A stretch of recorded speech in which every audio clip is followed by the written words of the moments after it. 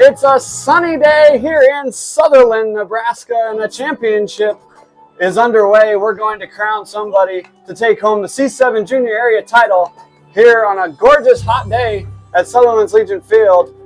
Good afternoon, everybody. I'm Harmon Johnson here alongside Dwayne Johnson for the C-7 area championship baseball game between Valentine and Imperial. As you see Imperial out on the field doing their in and out. Here's how we got here.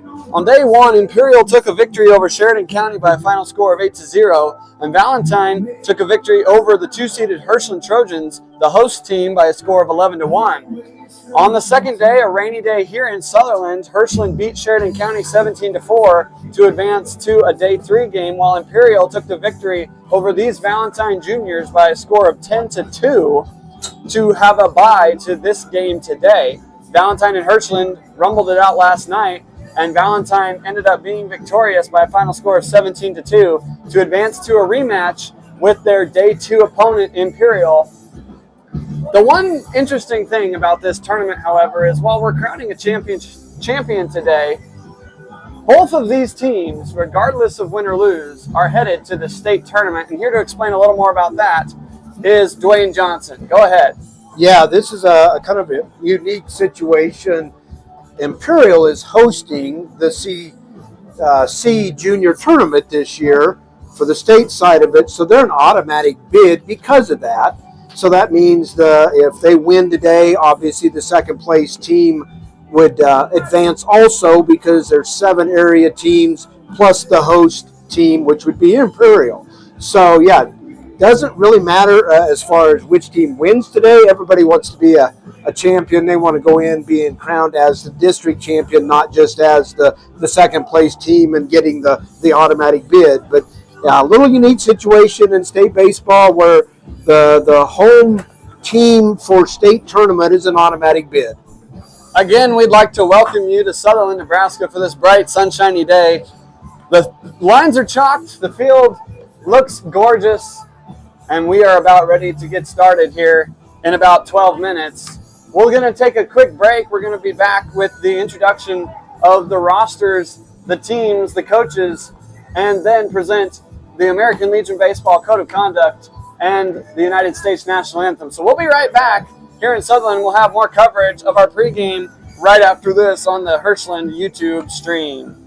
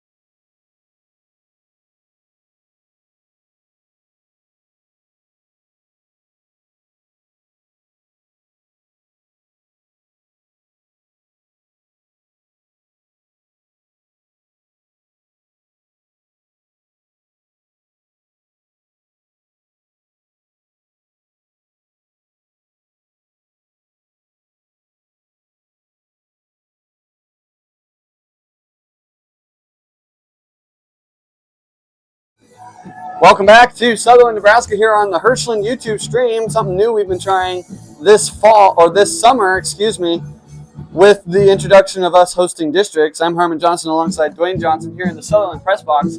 And we're going to present to you the starting lineups just a little bit early, as I will also be doing public address to begin this game. So we're going to get those in quickly before we get underway. And Imperial lost the coin flip, so they are the visiting team on the scoreboard for this championship game. Batting first will be their catcher, Thomas Reeves, who wears number 27. Number 1, Cameron Lemke, will play third, and Jarrett Peterson is on the mound for the second time this tournament. He wears number 18. Gavin Wisniewski bats in the cleanup spot at first base. Tristan Jablonski is the shortstop, and Carson Terryberry is the second baseman. In the outfield, George Colton is number 32. He's playing right. Rexton Moreno in center. And in left field is Evan O'Neill. He'll round out the Imperial order. Imperial's head coached by Bruce Peterson, and they are looking to be undefeated in districts as they head to state at their home ballpark. For Valentine, the home team on the scoreboard, they'll send Trace Buchel behind the plate. He'll bat first. Dominic Bibout is the shortstop. He wears number 20. Isaac Cronin is number 29. He's the first baseman. He's pitched a little bit in this series. Cinch Miller is the cleanup man. He wears number 7, who's at third base today. Parker Chavez is the center fielder, as Robinson Ladeau is in right. The 7 batter is number 10, Tristan Bibout. He is the starting pitcher today for Valentine. Kansas Callum is 17. He's playing second base. And Ja'Kai Williams will round out the Valentine order, playing left field and wearing number 4. That is the presentation of your starting lineups. Valentine is coached by Kent Lopez, longtime coach up there in Valentine, as the teams are off the field. And we're going to take one more quick break before the introduction of players and coaches. We'll be right back on the Hirschland YouTube stream.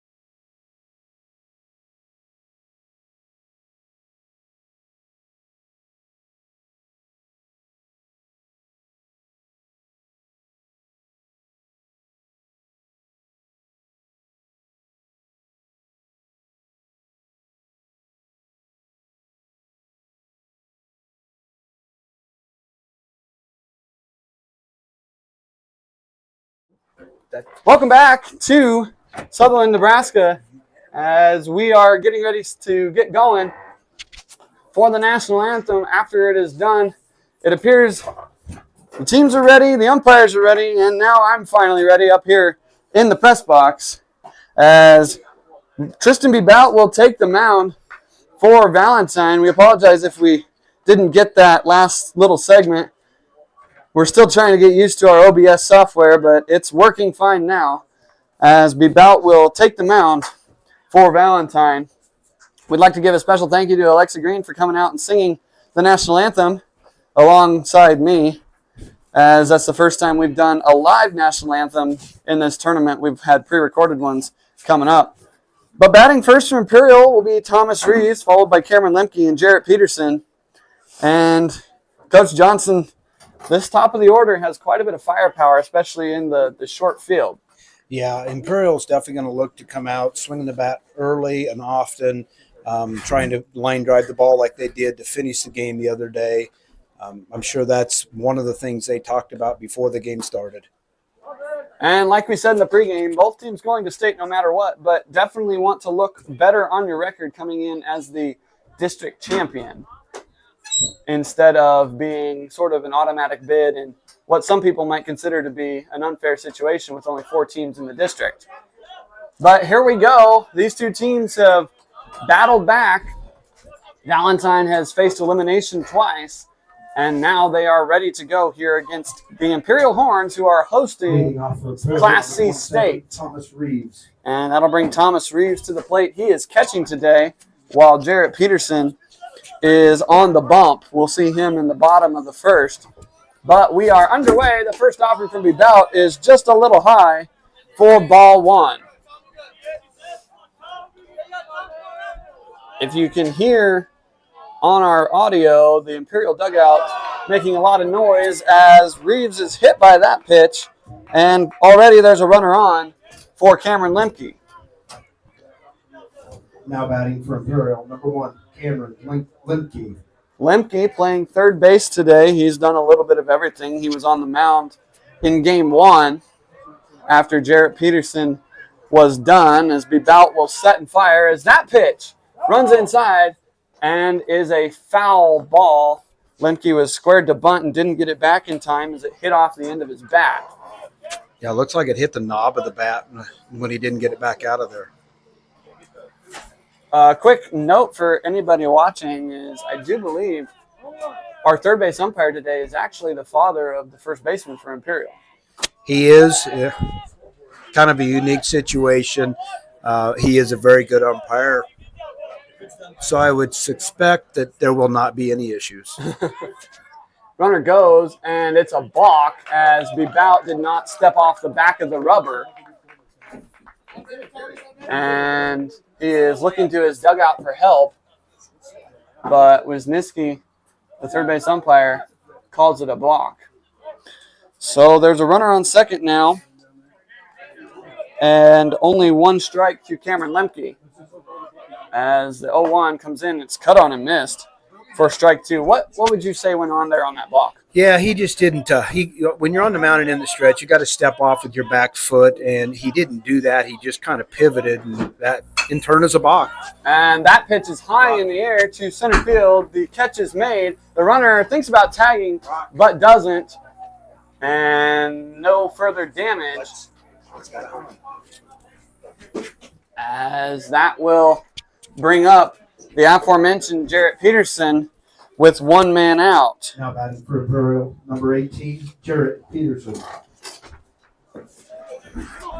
Peterson comes to the plate with only 1 down, and we saw a couple of his hacks on Saturday. They appeared to be looking for over the left field fence. But that first pitch runs inside for ball 1. And Jarrett Peterson looking for some action here. That pitch is behind the batter. That's ball 2. B. Bout hit the first batter and then balked him to second, but retired the next one as this pitch into Peterson is grounded. Hot shot past third. It is a fair ball. Reeves is going to turn around third. He's going to come home. And Jarrett Peterson's going to hold it first. It's 1-0 Imperial on the RBI single by Jarrett Peterson. Yeah, that's a good solid swing by Jarrett. Didn't overswing like he was the other day. Just nice solid swing. Drove right down the line. That pitch barely stayed fair down the third base line, but our third base umpire was right there to get the perfect angle as we're going to have a courtesy runner for Jarrett Peterson. That is number 12 on your roster, Destry Oxford. So Oxford will run for Peterson, who is the pitcher in today's game. Courtesy runner for both the pitcher and the catcher in Class B and C, as that pitch is in there for a strike to Gavin Wisniewski, the aforementioned son of our third base umpire. And what's unique about that is I believe they wear the same number, 33. It's a really neat father-son connection, as that pitch comes inside and plunks Wisniewski. So 2 hit batsmen in this inning by the starter Bebout, and there are 2 on with only 1 down for Tristan Jablonski. Yeah, he's definitely trying to stay inside with the batters, trying to not let them extend their arms with the short field here and their ability to hit the ball hard. You can tell he's trying to keep the ball in tight so they have trouble extending. As we'll get a quick mound visit here from the Valentine coach, trying to settle down his pitcher. I mentioned in the broadcast yesterday with Kobe Florum that at this point in a tournament, a team with a shorter length pitching staff might find some struggles, as that might be coming into play here in what could be the last game of the tournament, as the mound visit is over and everybody will head back to their positions to bring up Tristan Jablonski, the shortstop, in today's game. Now batting for Imperial, number 7, Tristan Jablonski. Jablonski's had himself a good tournament. Looking to add on, as I don't have... Actually, here we go. He had a double and scored a run in a previous game as both runners advance. It's a double steal, and now 2 in scoring position for Imperial early. The old double steal, as the first pitch was a ball to Jablonski, and that pitch is down and away for ball 2.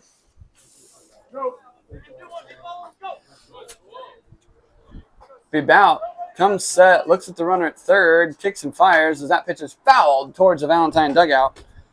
There's now a strike on the batter, Jablonski. Imperial wearing their orange tops with white stripe, black lettering, and a white border, and gray pants, black socks.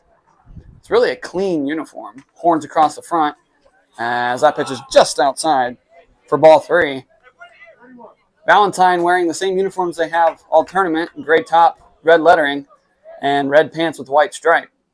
That pitch is cut on a miss. The ball is behind the catcher. Runner comes home. There's going to be a play at the plate. He is out at home. A great play by the catcher, Buchel, to his pitcher, Bebout, to retire the batter. Wisniewski moves up to third, but there's now 2 down with a full count pitch, and Bebout looking to get out of the inning, only allowing 1 run.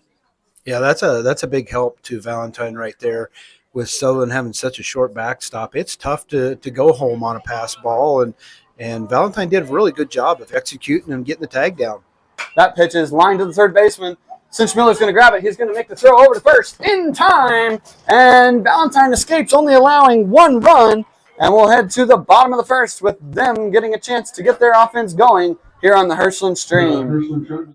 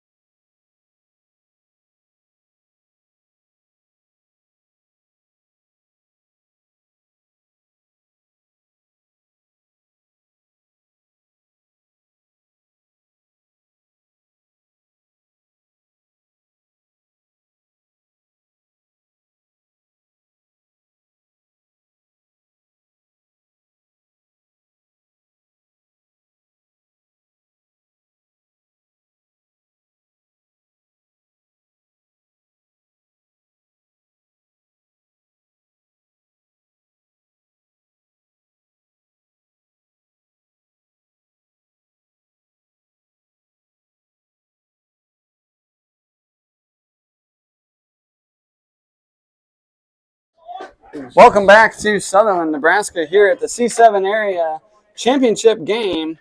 I'm Herman Johnson here in the press box. 9, Trace Michelle. As Imperial did not score very many, they got one, but Valentine limited the damage. And Jarrett Peterson will step to the plate and fire strike one into Trace Buchel. What a key moment early in this game for the pitcher be bout. Yeah, I mean, the fact that they were able to get the out at home and then get the ground ball right after that to get out of the inning and only hold Imperial to one run, that's a big boost to Valentine. As Peterson has the batter 0-2, he'll set and fire. It's in there and hit on the ground. Buchel will be retired at first on the 6-3, and that is out number one. That'll bring up Dominic Bout. Nice play by Jablonski. He had a couple of errors in their last meeting where he just didn't stay with the ball. That time he made sure he stayed down and fielded it and then threw it across. Bout now watches ball one as that spinner is just a little high.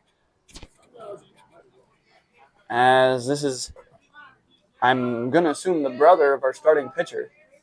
That pitch is swung on and missed, and Jarrett Peterson looks like he's got a little more heat and a little more control on his fastball today. Yeah, he looks a little more focused than he did day one, coming out and throwing hard and throwing strikes. That's strike two right down Broadway, cut on and missed, and it is 1-2 to the shortstop, Bout. Peterson comes set and fires. It's popped in the air towards the right side. Wisniewski settles under it in foul territory and will make the catch for out number two to bring out the first baseman, Isaac Cronin, for Valentine. Now batting for Valentine, number 29, Isaac Cronin. Cronin, who was the starting pitcher in game one and has played first base ever since then, looks to do damage with 2 outs as the first pitch from Peterson is lined back up the middle. Jablonski will have a play. He fields it cleanly and fires over to first. In time, down in order goes Valentine, and we'll head to the top of the second with Imperial leading 1-0 on the Hirschland YouTube stream. We'll be right back.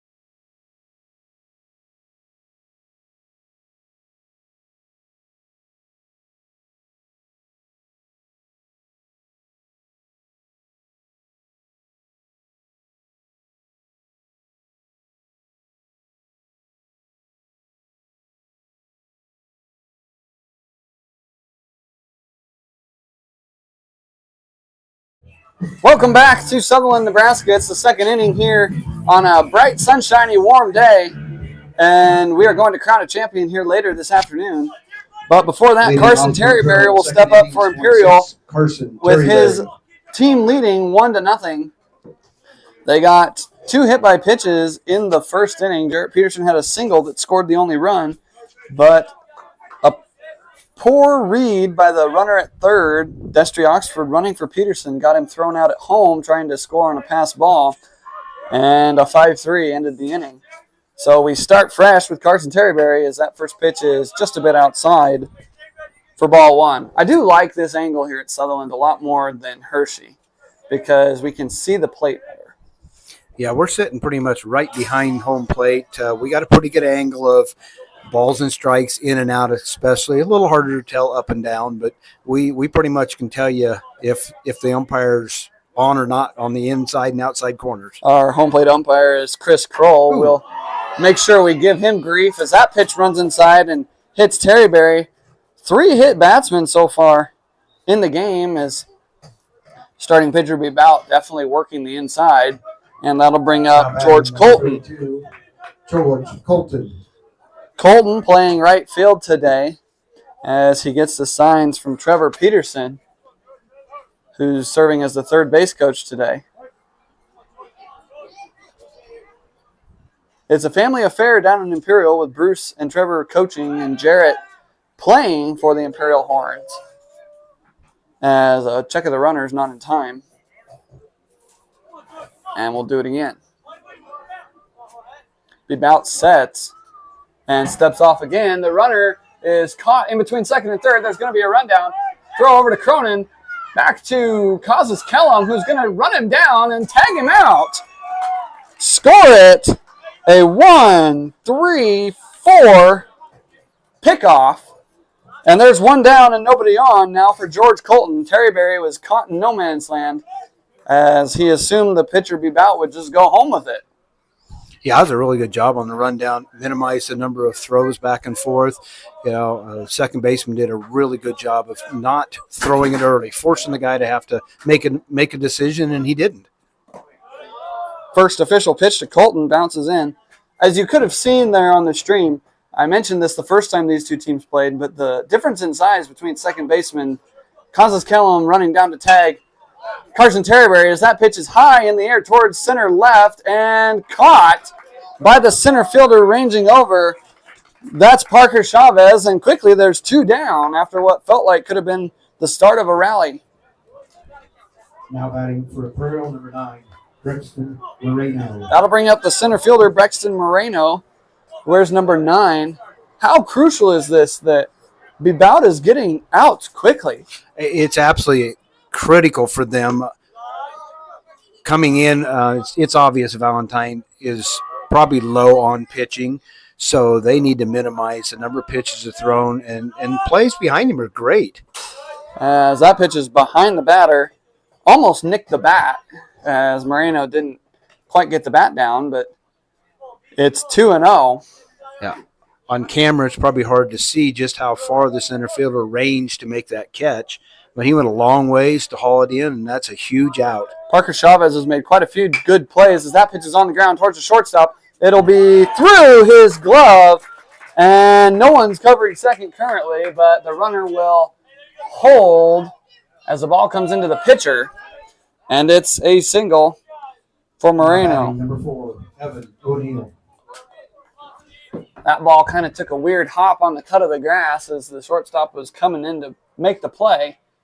And for those who can't tell, Sutherland's field is designed for both Pee Wee and Legion, and the cut of the grass actually benefits Pee Wee kids as they're not playing right on the lip. There's actually a little bit of dirt in between.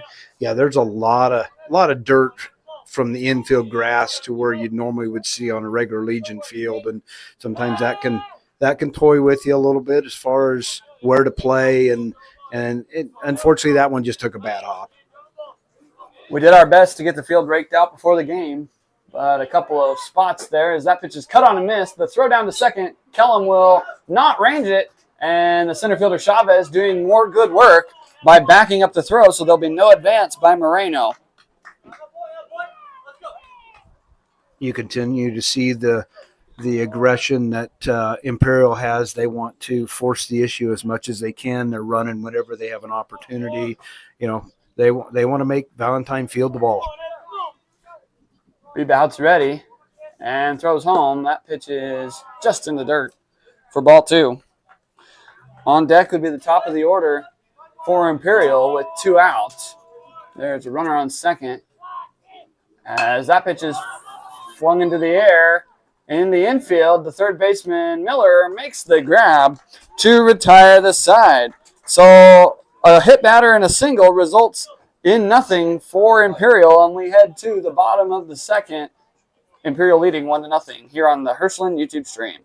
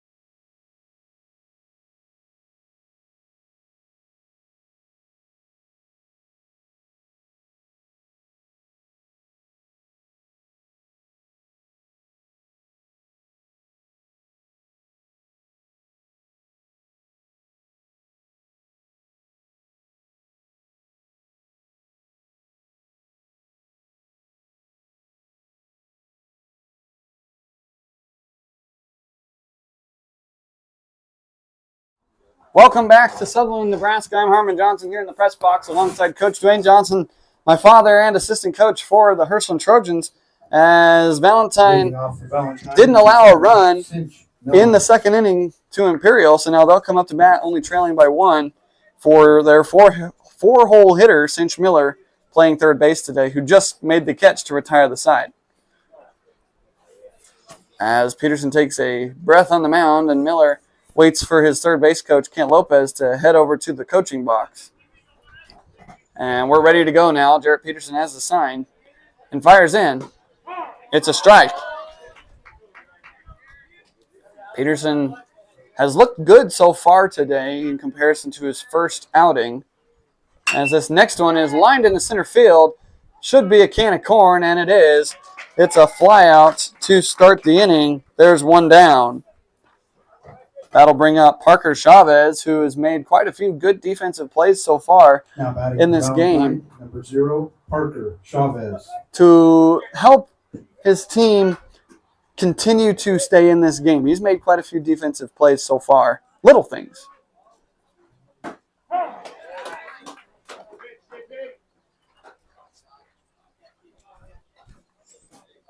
As the first pitch is in for a called strike. Next one already on the way. It's inside for a ball. Peterson working quickly. What were you saying? Coach Johnson's giving me a side eye, trying to whisper something. I'm sure I'll find out in the break, as that pitch is just on the outside corner for strike 2. I'm doing both PA and color commentary. Harmon was talking. I don't have a clue what he was talking about. That pitch way outside for ball 2. You know, our music man over here, Brock, did offer to do PA for you before the game, but you didn't let him. Brock, you want to do PA some more? As that's a nubber towards the third base side. Lemke grabs it, fires over to first in time. That's a strong arm. And there's 2 down for Robinson Ladeau, who has pitched and played right field most of this tournament. That's a really good play. That's a fast runner going down the line. He knew he had to hurry, fielded it, got rid of it quickly, made sure he got the out. You're slacking on your job here. That pitch is hacked on for a strike. I know, it's tough to multitask. You should have seen me the first day of this tournament. Next pitch from Peterson is way inside. I didn't hear any calls of wear it from the dugout. They know Peterson's throwing some heat. Working quick, the 1-1 is in the dirt. It's ball 2. You might have heard that from Landon Kennekidd on the Hirschland Trojans is the words wear it, but then he doesn't step in and wear one, so you can't really. Kids like to yell at everybody else to wear it, but most of the time they get the heck out of there too and don't want to wear it. It's 2-2 now to number 2. 2-2 count, 2 outs. Deuces wild here in the second inning. As if only the score was 2-2, we'd have all 2s on the scoreboard. But instead, here's the 2-2 pitch. It's cut on and missed for the first strikeout of the day by Jarrett Peterson. Down in order goes Valentine. We head to the top of the third with Imperial leading 1-0.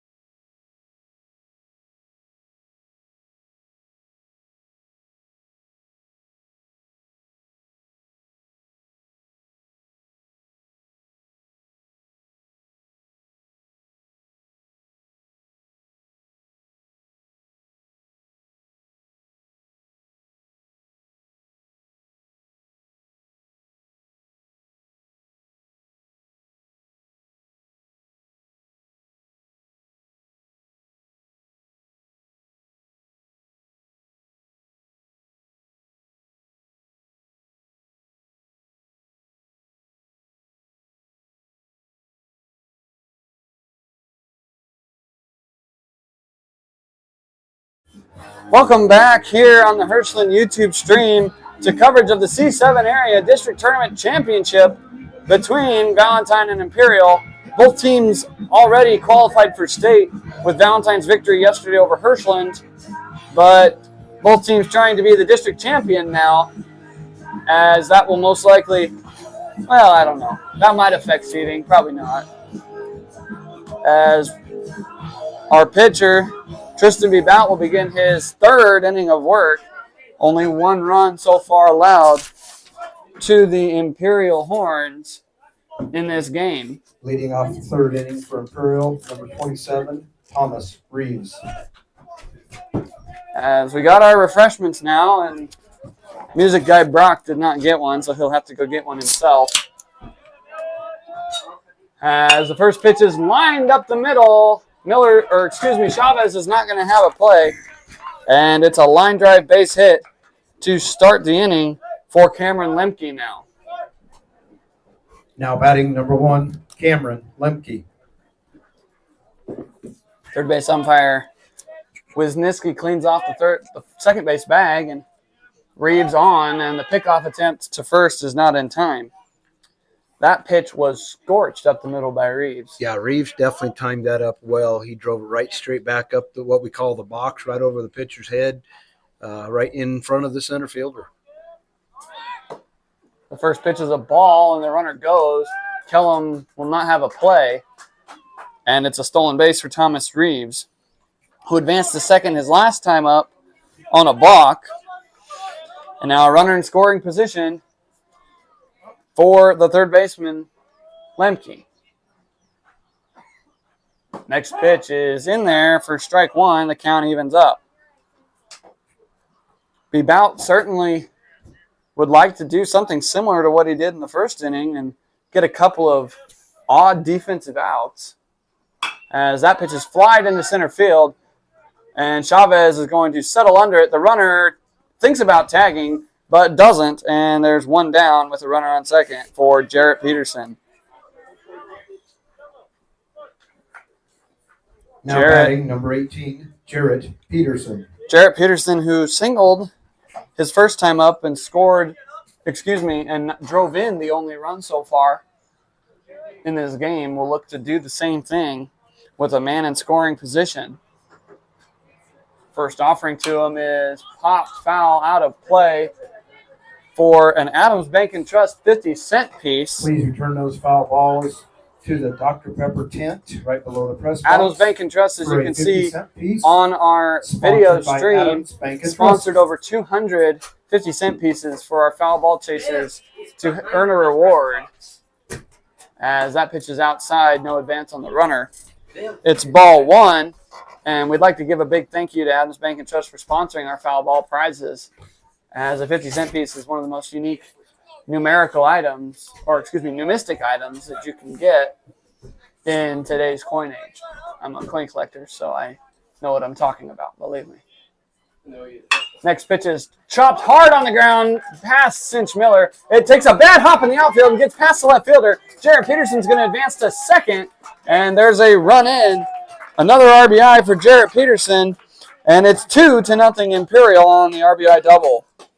Yeah, there's another real hard hit ball between the third baseman and the shortstop. Unfortunately, when it got out to the outfielder, it took a bad hop, jumped his glove, ended up allowing Peterson to get to second base. I'm going to guess the runner probably would have scored anyway, just knowing Imperial likes to push the limits, and they probably would have sent the runner anyway. So that'll bring up Gavin Wisniewski, Destry Oxford on the courtesy run for Peterson, as that pitch is flied into the air. The center fielder, Chavez, is going to have another play on it. The runner thinks about tagging, but doesn't. So single, F8, double, and F8, and that'll bring up Tristan Jablonski. Now batting number 7, Tristan Jablonski. Parker Chavez has been busy out in center field so far today. And most of the time, you'll take a fly out to center field. Yeah, that means no runs. Yeah, I think Valentine would take that every single time. As that pitch is by the diving Miller, and they're going to send the runner. It's a short ball into left field, and the throw will go into the cutoff man, as it's an RBI single for Tristan Jablonski, And it's now 3-0 Imperial. Now batting number 26, Carson Terryberry. Couple of hard hit balls this inning that have just not been able to have a play made on them by the Valentine defenders. They're just right by their glove. Yeah, those last two are very hard hit balls. Tough to make that play when it's to you before you can react. And don't discourage the effort by the Valentine fielders. Cinch Miller was diving for that ball, but it was just out of the reach of his leather. As the runner goes, throw down to second base. Kazas Kellum's going to have to be pulled off the bag. And Jablonski has stolen second. And now there's another runner in scoring position for Carson Terryberry with 1 ball to the count. Yeah, we're kind of getting into that key situation where Valentine really needs to get this third out, get out of the inning with only 3 runs. That pitch is inside, nearly hits Terryberry, and it's 2-0. Certainly feels like this is a do-or-die inning as the Sutherland Fire and Rescue go by on Highway 30. We hope everything's okay. As a nice pitch there is called for strike 1. It's 2-1 the count, 2 outs. And a man at second as Fire and Rescue now turns down West County Road, heading north toward out of town. And we certainly hope everything's okay. And it's 3-1 the count. 3-1 pitch to Terryberry. Hits the batter, so the runner will not advance. And there's 2 on and 2 out for George Colton, the right fielder. Now batting number 32, George Colton. Colton in a big spot for the Imperial Horns as they could break this game open with a base hit. For now, though, it's 3-0, and Bebout will step off and check on Terryberry at first with no throw. Colton flew out his last time up, and this pitch is lined up the middle. Kazas Kellum will be there, however, and a line out ends the inning. But Imperial scores 2 more. It's 3-0 Imperial heading to the bottom of the third here on the Hirschland YouTube stream.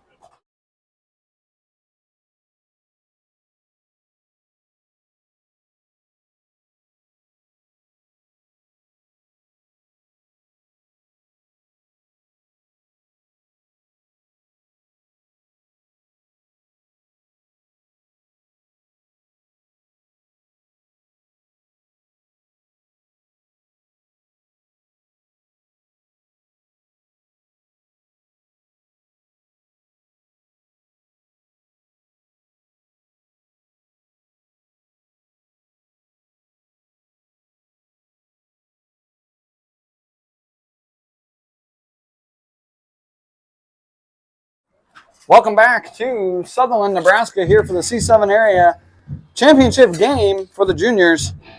I'm Harmon Johnson here on a hot day at Sutherland as Jarrett Peterson finishes his warm-up before the bottom of the third inning, and Valentine will send up 7, 8, 9 to the plate as Jarrett Peterson has been perfect through 2 innings.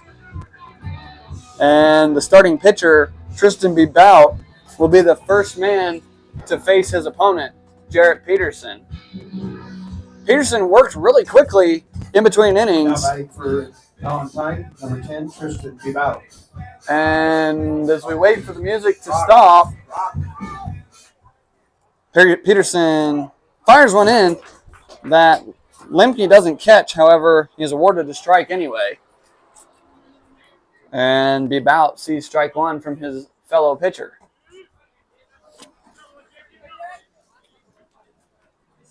Peterson, as I said, was working quickly, and Bebout was tightening his batting gloves as he walked up to the plate as that pitch bounces in for ball 1. Certainly a guy that works really quickly, and he's used to the catching position, but can also pitch a little. As that's just inside for ball 1. Bebout was bailing out of the way. And it's 2-1. 2-1 offering is foul out of play and it's 2-2. Please return those foul balls to the Dr. Pepper tent in front of the press box. And 50-cent piece, sponsored by Adams Bank and Trust. Peterson will take a second to tie his shoe off the back of the mound. This third inning here feels like we said, a do-or-die situation for Valentine to at least get one run to have a feeling of staying more in this game. They're still in it, but it's 3-0, and they're at the bottom of their order. Yeah, we're definitely in a situation here where Valentine needs at least a couple base runners to feel good about the fact that they can put the ball in play and get something going. That's a ball. The count runs full. In Peterson's first appearance as a pitcher in this tournament, it was against Sheridan County. He got the first 2 outs and then went on to walk 3 straight batters, in danger of walking his first batter here, as the payoff pitch is cut on and missed for strike 3. Back-to-back strikeouts for Jarrett Peterson going back to last inning, and that'll bring up the short second baseman, Causes Kellum. Now batting number 17, Causes Kellum. Kansas ended the top of the third inning when he caught the line out from George Colton, and now looks to do damage against Jarrett Peterson. If you're Jarrett Peterson, you throw heat, but if you don't have a lot of control, Kellum's certainly got a small strikeout zone. Yeah, definitely not a big zone there to throw at. Probably a little bit to his advantage this year that a lot of guys are struggle to throw strikes to that small zone. And we're not going to knock on his size because he's had a productive tournament. Just very unique as that pitch is cut on and missed. The count is 2-1. You do what you have to win ball games. Yeah, and in the junior side of things, you see a lot of variety of sizes of kids and shapes of kids and stuff. They start pretty young, so you can see a lot of small kids and a lot of big kids in junior baseball. As Peterson comes back from down 2-0 to strike out his third batter in a row, and that'll bring up the 9-hole hitter, Ja'Kai Williams. Number 4, Ja'Kai Williams. Williams playing left field today, and Peterson in his first appearance went on a stretch where he struck out 5 in a row. He's up to 3 currently. As that pitch comes in for a strike, it's 0-1. Yeah, his focus seems to be a little better than what it was day one. Just he knows what's at stake here. You know, he wants to be that guy that takes care of business and puts them in the state championship team as the district champion. So he's a little more focused. 0-2 pitch is inside, and it's ball 1. Certainly anybody can get hot, but it seems like when Imperial gets hot, they set the place on fire. Yeah, we saw that first game between these two teams where it was a fairly close game, and all of a sudden Imperial just started hitting the ball well, and it exploded really fast. 1-2 pitches. Williams fouled off the last one to keep his at-bat alive, and he'll see another one. Here it is. It's cut on and missed. Tagged out at the plate is Williams, and Jarrett Peterson strikes out the side. Valentine goes down quietly. We'll head to the top of the 4th. No hits. With Imperial leading 3-0. After 3 innings.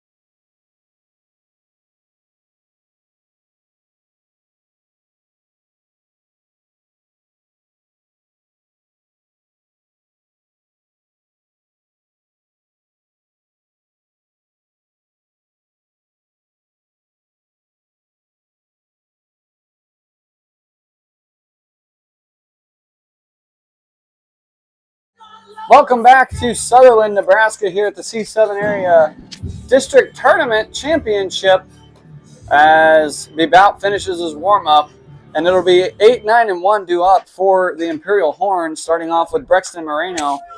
Moreno, in his first at-bat, got a single and stole a base, but was left on as the bout got out of the inning pretty quickly, and he'll look to do more of the same as Imperial now leads 3-0 over Valentine in the top of the fourth.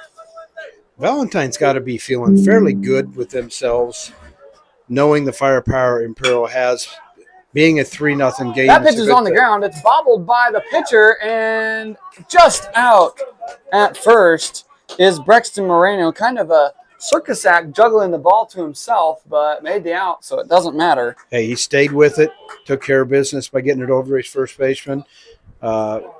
Runner kind of anticipated maybe a bad throw and maybe a tag, so he went sliding in, hoping to stay under things. As the first pitch to Evan O'Neill is a ball.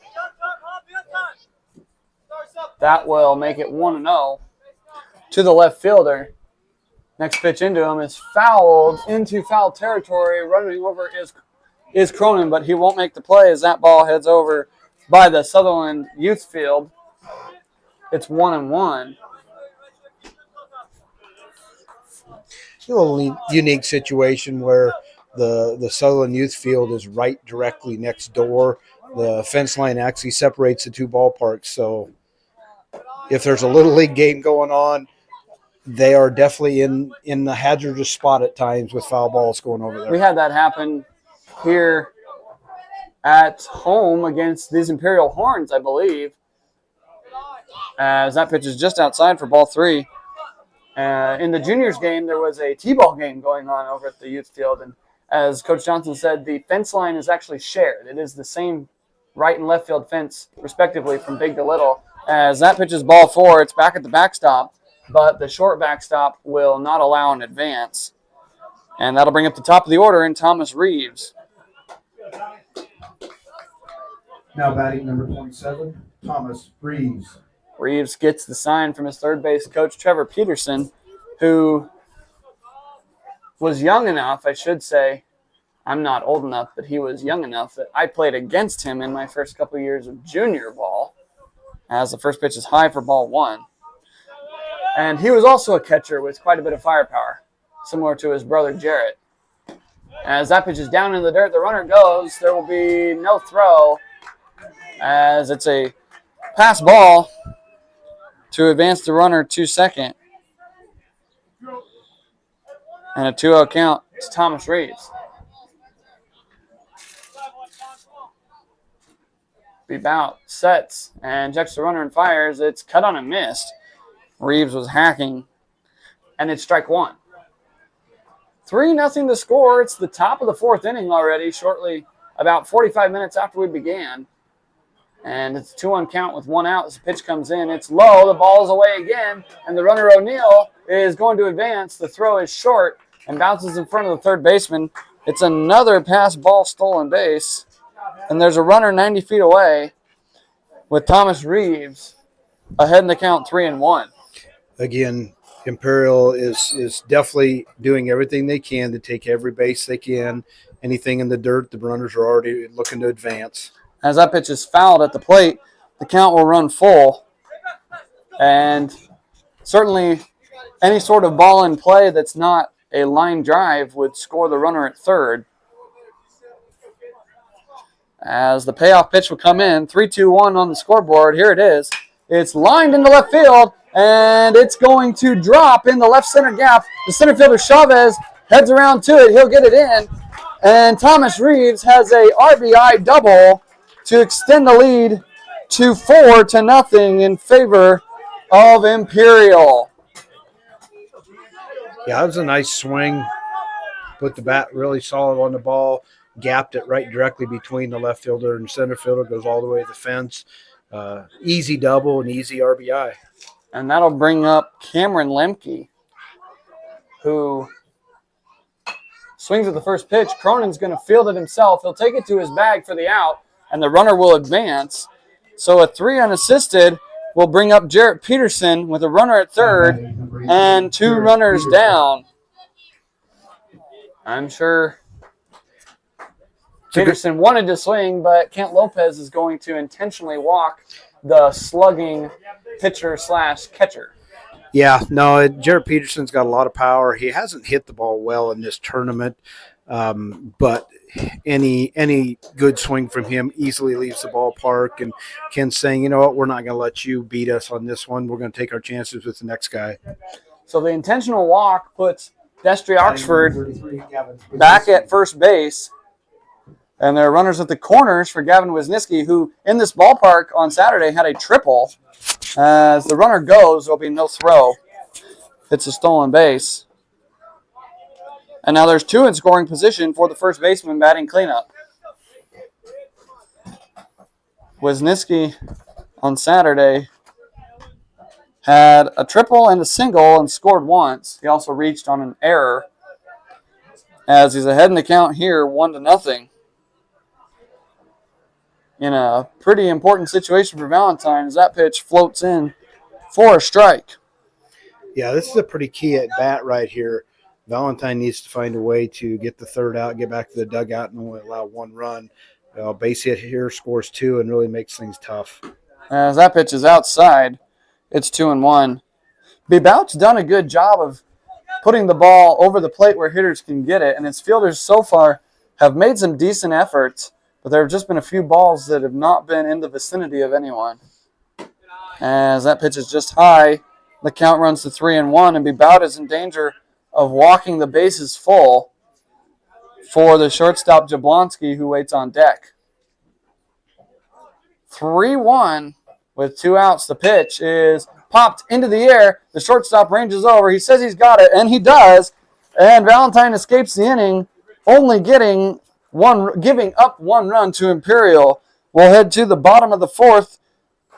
Imperial got 1 run on 1 hit, and they leave a couple on. Here we go, bottom of the 4th here in Sutherland.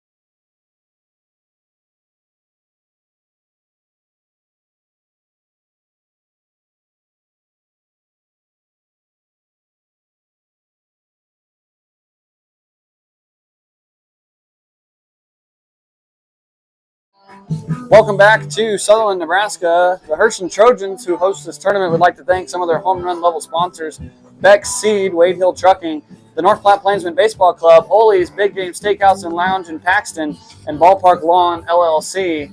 As Jarrett Peterson is waiting for his catcher, Reeves, to pop out of the dugout so he can throw his final warm-up pitch. A couple more sponsors here: the Grand Slam level, or the North 40 Chop House, Hershey Agency and Hershey State Bank, H&B Agency, and Dreamcatcher Dynamics. As Valentine will have the top of their order up with Trace Buchel leading off, and then Dominic Bebout and Isaac Cronin. Leading off for Valentine, number 9, Trace Buchel. I'm an announcer, so I get to say it, but typically I wouldn't. Jarrett Peterson is perfect through 3. As we go to the 4th inning, 1, 2, 3 due up, as that pitch is down and away for ball 1. I'll be interested as I progress through my career to see just how many of those so-called announcers' jinx I inflict on teams.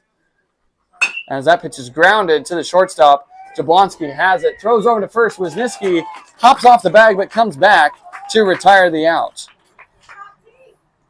And that will bring up Dominic Bebout, who in his first at-bat flew out in foul territory to the aforementioned Gavin Wisniewski. As I just realized my scoreboard is incorrect here on the live stream. Imperial is leading 4-0. For those of you who might be scoring at home, that's a strike to be bout. Valentine looking for anything to get a runner on, as it's only 4-0. And that pitch is low for ball one. Jarrett Peterson steps off the mound to recollect his thoughts and quickly gathers back. The 1-1 pitch is waved out and missed half-heartedly. It's 1-2. And I know Jarrett Peterson's throwing some pretty high velocity that most of these kids at the junior level might not be used to. Yeah, he definitely throws the ball a little harder than probably a lot of these kids have seen. You might see it once in a while where a kid throw hard. One thing Peterson does, he throws hard and does throw strikes. That'll bring up Isaac Cronin, the first baseman, as Peterson is up to 5 strikeouts today. And Cronin will look to get something started on 2 outs here in the 4th. As that pitch drops in a nice curveball after a series of fastballs. And that's one unique thing. He has thrown a few breaking balls the last couple of innings, and like I said, from our perspective, we can see it break, and it's tough for the hitters to stay in there. As Cronin was fooled by that breaking pitch, it's 0-2, and another one last thought on Peterson is, like you mentioned, very efficient today. Not a lot of balls outside the zone. As that pitch catches the outside black, and Cronin goes down looking for strike 3. No runs on no hits and no errors. No one left on. And we'll head to the top of the 5th. Imperial leading 4-0 on the Hirschland YouTube stream. After 4 innings, Imperial.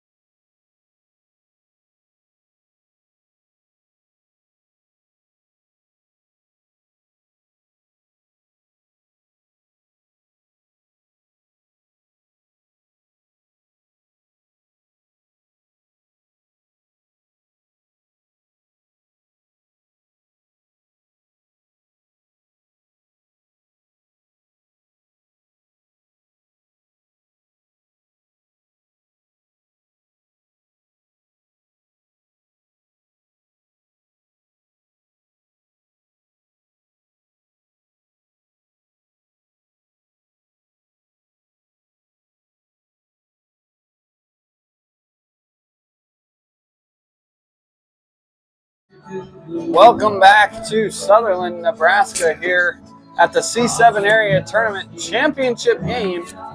And it is the top of the 5th inning. The score is 4-0. And we'll just remind you here that in the event Valentine can come back from down 4-0, we will play a second game at 7:00 p.m. tonight because Imperial has not suffered their first loss of the double elimination format. Number 7.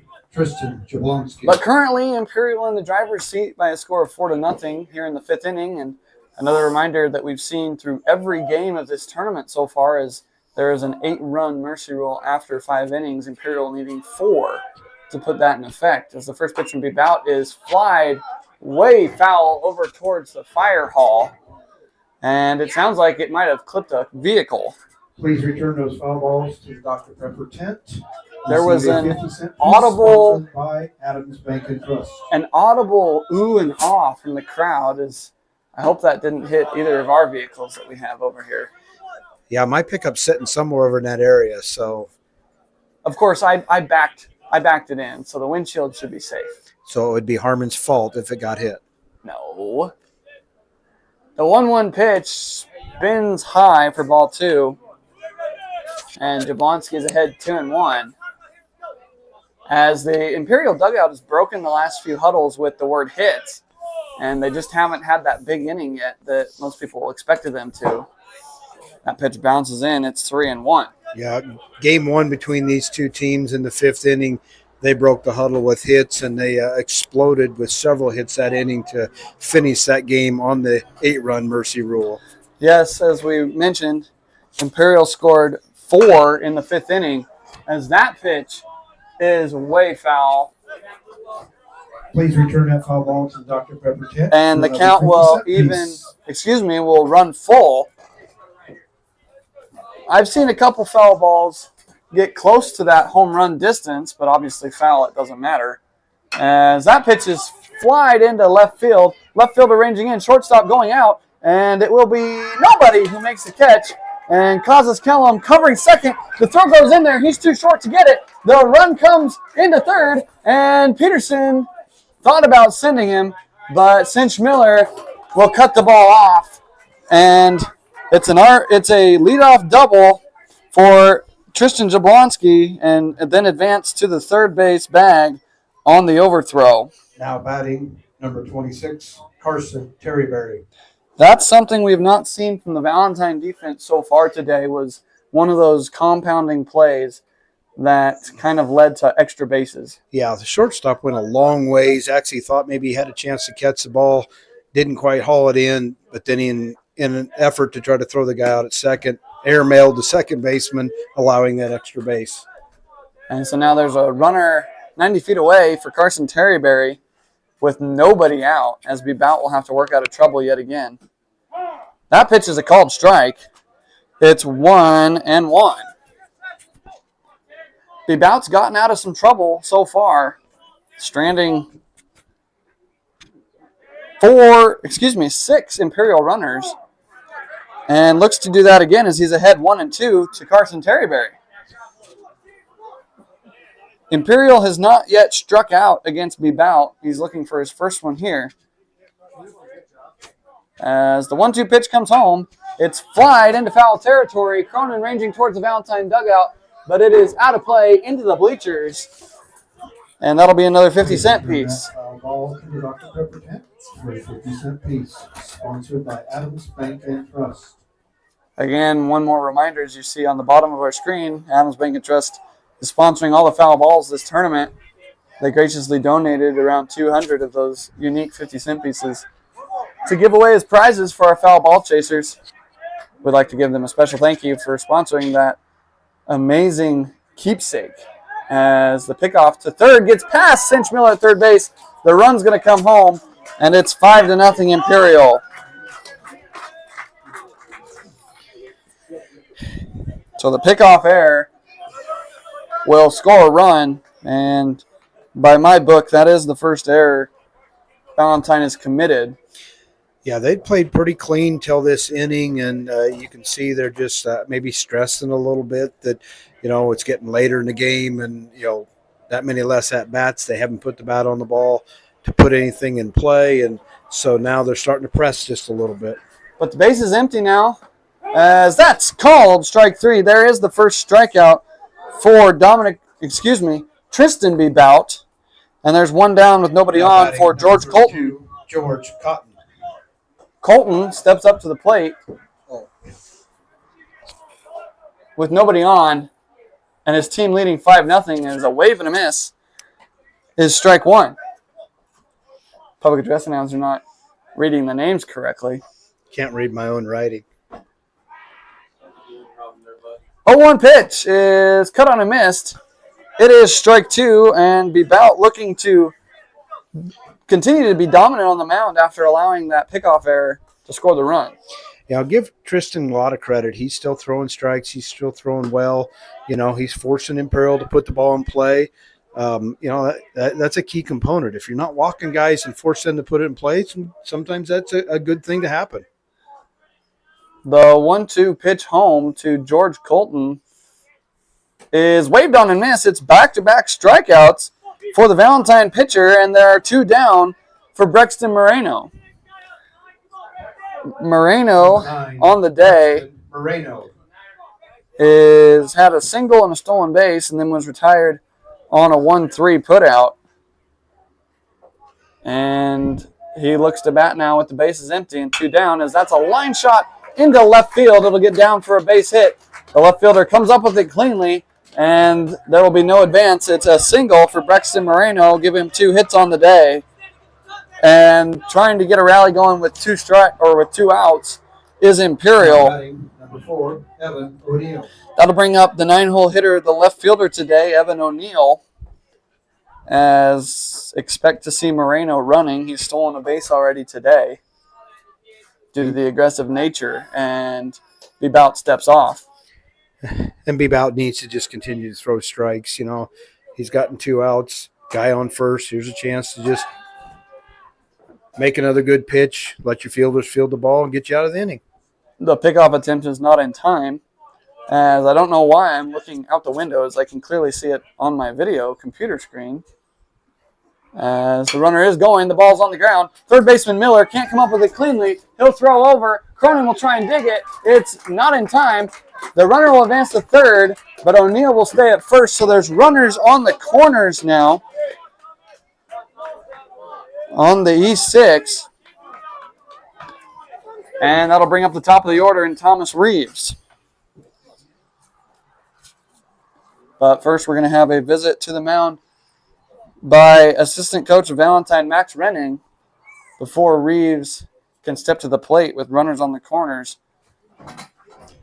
Most likely this is more of a, hey, give your pitcher a chance to breathe again. It is hot out. He's, been out there a little while. I'm sure he's a little tired. He's more of his conversation is to his infielders, probably talking to him about, hey, all we got to do is make a play, go out of the inning, take care of business that way. Herschel would like to thank some of its double-level sponsors here, the host team, Pelster Ag, Z&Y Treasures, McConnell Construction, Lawler Farm and Ranch, Wallace Aviation, Whitetail Farms, and Scott's Grocery. Now batting number 27. Some of those sponsors who have made this season possible for the Herschel Trojans and have made this tournament possible for the 4 teams involved. As Thomas Reeves will bat now, he's got 2 hits on the day and was hit by a pitch, as that pitch is just a little high for ball 1. Runners on the corners. O'Neill was not running that last pitch. We'll see what happens here. And a big spot here for Bebout, as that pitch is fouled straight over the press box. It's 1-1 the count. Please return the foul ball to the Dr. Pepper tent, 50-cent piece, sponsored by Adams Bank and Trust. So a 1-1 count with 2 outs and a 5-0 ball game in favor of Imperial, as that pitch is outside, but a block attempt is successful, but a little bit too successful, as the catcher Buchel had no idea where it was. And now Evan O'Neill stands on second after the stolen base. There's 2 runners in scoring position, and a base hit would certainly score both of them if Thomas Reeves can get one. 2-1 pitch is away from the catcher, but no advance, as Imperial, learning from a previous mistake, as they were thrown out back in the first inning. Destry Oxford was thrown out trying to score on a pass ball, but a 3-1 count would load the bases on ball 4. There it is. It's a ground ball right up to the pitcher, and he snags it on a hop. A great play by the pitcher Bebout to save the inning. Imperial does get 1 run, but what could have been a lot more on their 2 hits, and they leave a couple guys on. We'll go to the bottom of the 5th. Valentine looking for some offensive help. 1 left or 2.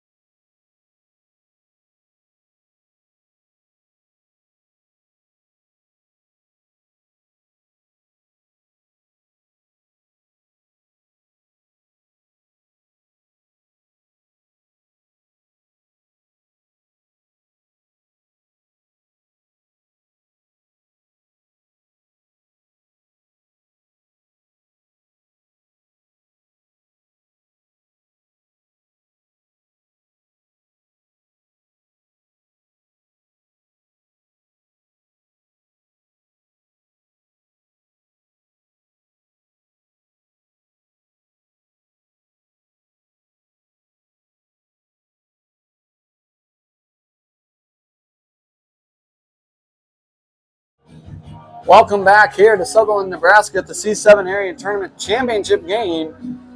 I'm Harmon Johnson here alongside Coach Dwayne Johnson of the Hirschland Trojans. And what a web gem we just saw there to end the top of the 5th inning for Tristan B. Bout. Yeah, that's a pretty key play right there. That is a hard hit ball right back at you. It's all reaction time. Fortunate enough, it lit in the glove, took his time, threw the guy out at first. If that gets through, that's 2 more runs, and you're looking at 7-0, and they're still batting. So maybe that will get them going. They can find a way to get a hit off of Peterson and get something going.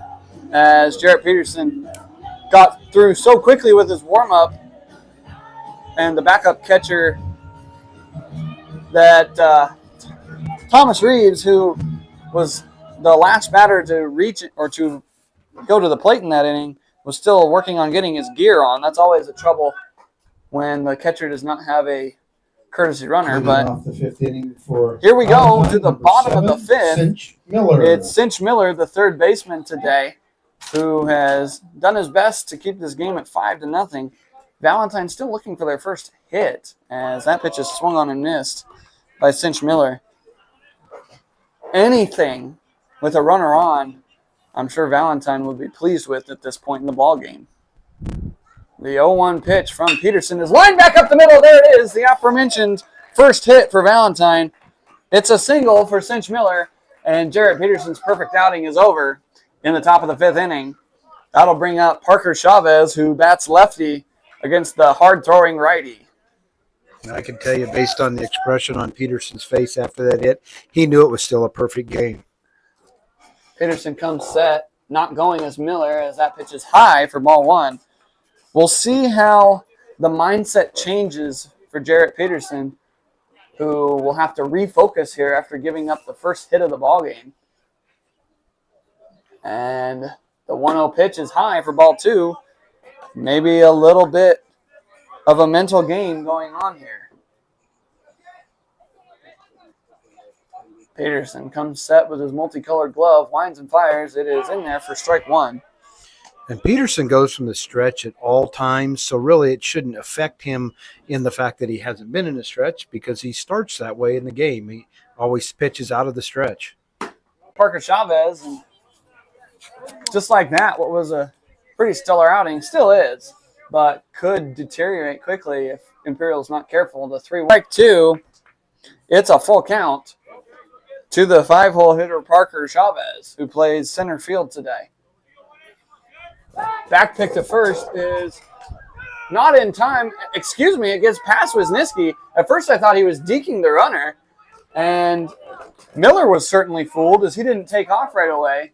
The throw is late, however, to second base, and Miller advances on the pickoff error. Yeah, Imperial's probably fortunate Miller didn't realize it, because if he sees that go up the fence line, he probably stands at third because it went a long ways up the fence. But all for naught as ball 4 comes in to Parker Chavez, and there's 2 on with nobody out for Robinson Ledoux, who is looking to get some more positive offense for one. As you might be able to hear Kent Lopez talking to his runner out at second. He's one very vocal coach on the baselines. As the 0-1 comes into from Peterson, and it's swung on a miss for strike 2.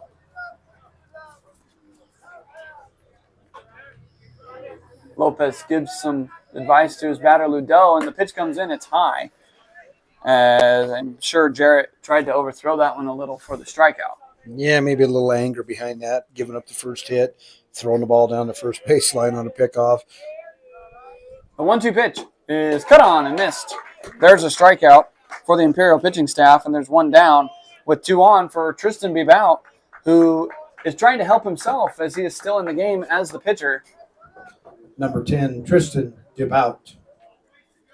B-Bout. Good job. Good catch. Clean pitch comes in low to be Bout. And Peterson, working quickly like he always does, is already set on the mound. That pitch is low for ball 2. If there was a pitch clock in Legion Baseball, Jarrett Peterson would not be affected one bit by it. No, he works pretty quickly. He gets the ball, wants to throw it, and go to the next one. 2-0 offering is in there. Strike one, as called by our home plate umpire, Chris Kroll.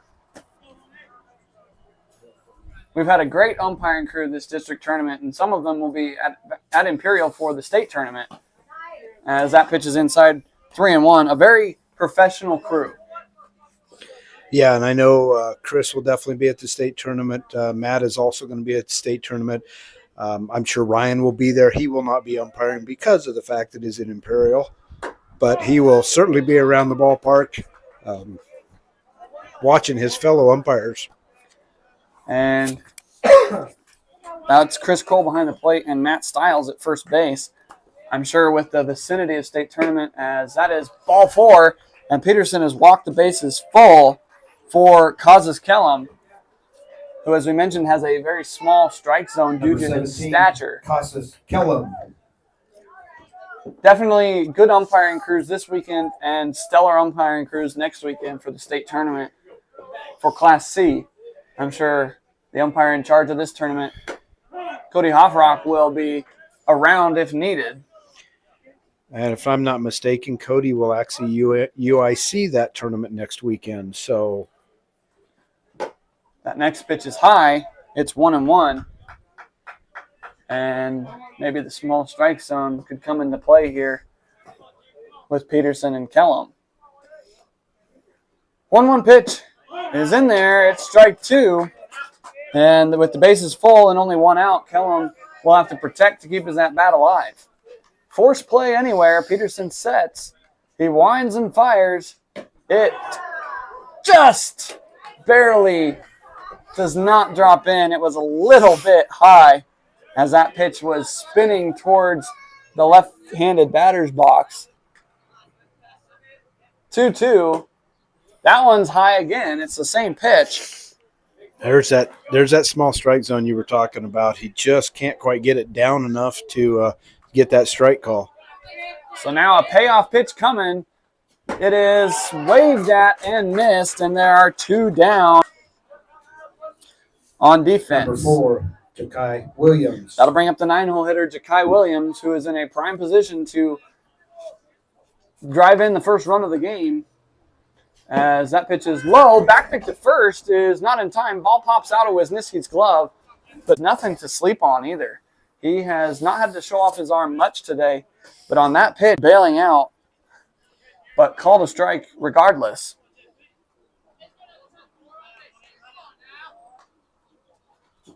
As that pitch is out of play for strike 2. Please return that foul ball to Dr. Pepper tent. 50-cent piece, sponsored by Adams Bank and Trust. And we apologize on the live stream if you're experiencing a little bit of difficulty. The reception is dropping in and out for a little bit. It's been strong all day, as that pitch is also foul onto the little field. We'll do it again at 1-2. Up the other foul ball, bring that one back too for another 50-cent piece. And we're going to work on getting our connectivity back to strong. But a 1-2 to the 9-hole. It spins in for strike 3, and Williams goes down looking. Jarrett Peterson strikes out the side, and Valentine leaves the bases full. A leadoff single was all the hits they had, and they leave 3 on base. We go to the bottom of the 5th with Imperial leading 5-0. 5, Imperial.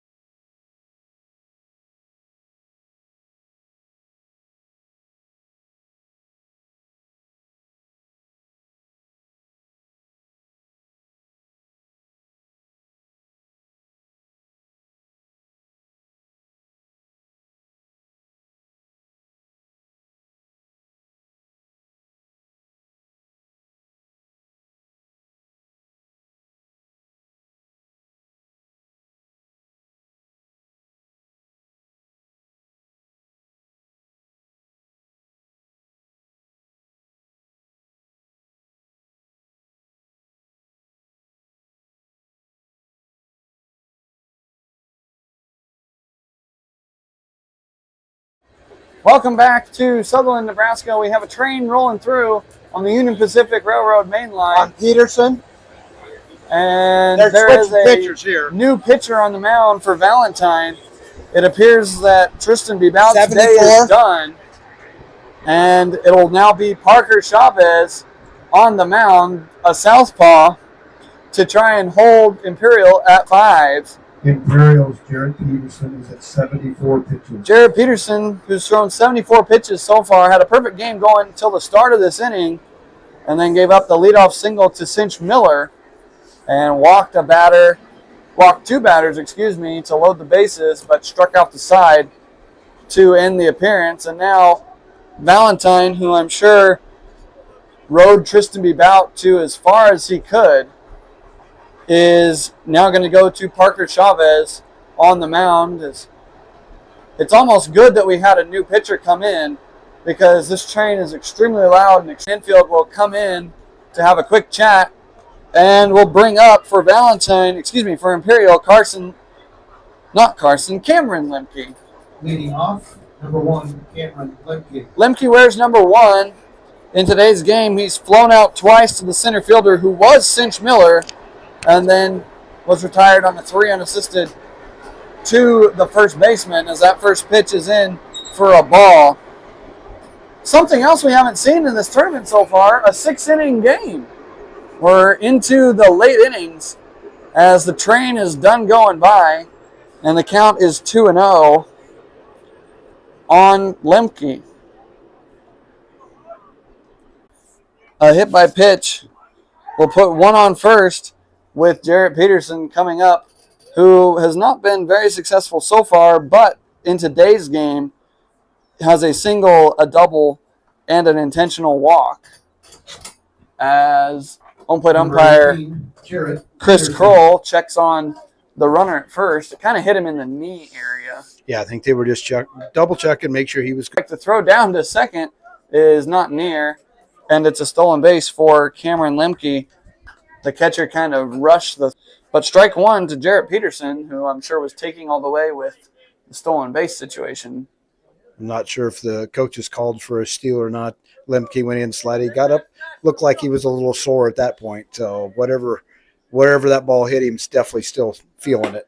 And no advance from Lemke. That pitch is a ball. 1-1 to Jarrett Peterson, who, like we mentioned, has had a good day so far. He's 2 for 2 and an intentional walk as well. He's definitely looking to do damage, as the back pick to second is not in time. A good move by Parker Chavez, who, as I recall, has not pitched much this tournament. Certainly don't want to leave anything over the zone for Peterson here with a runner in scoring position. And Peterson was thinking about hitting it over the Dave's Place sign out in left field, but was a little bit inside of it, and it's 1-2. Parker Chavez looking for a huge strikeout here.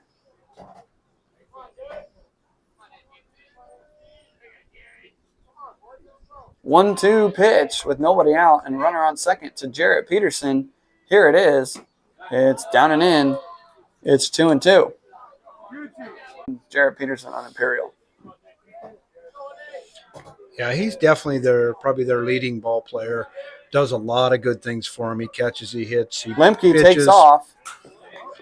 I'm sorry to interrupt you there, but Lemke took off, and Jarrett Peterson, number 1, will have to go back to second. Again, on the stream, we apologize if you're experiencing some buffering. The stream's been running good so far today, and we hope it still is, but that pitch is on the ground, and Cinch Miller makes a great diving play to get the out. At first, the throw back to third will not happen. It'll go back into Parker Chavez. There's one down on the 5-3. That was a very good play by Cinch Miller. Had to go to his left a little ways, managed to snag it before it got underneath his glove. Then I'll bring up Gavin Wisniewski, who has a runner 90 feet away. 33, Gavin Wisniewski. And a lefty on the mound means that Lemke might get a little bit bigger of a lead. First pitch to Wisniewski is high for ball 1. Reminder, the 8-run mercy rule is in effect now. If Imperial reaches the 8-run lead, then Valentine will get one more chance to bat. If they don't score, they will in the game as Chavez steps off.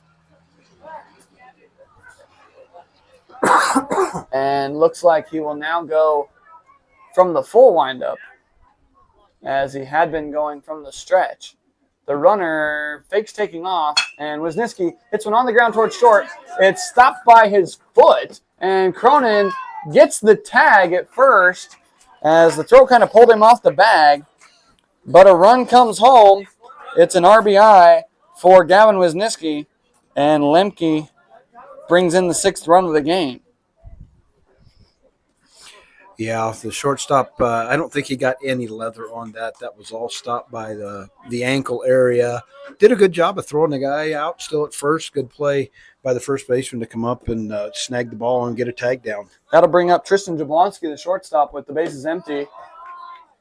And the first pitch to him is a ball. As the shortstop out there was Dominic Bebout. It appears Bebout is now behind the catcher's gear, wearing number 20. And looks like out in short is Trace Buechel. I saw it at the same time you did.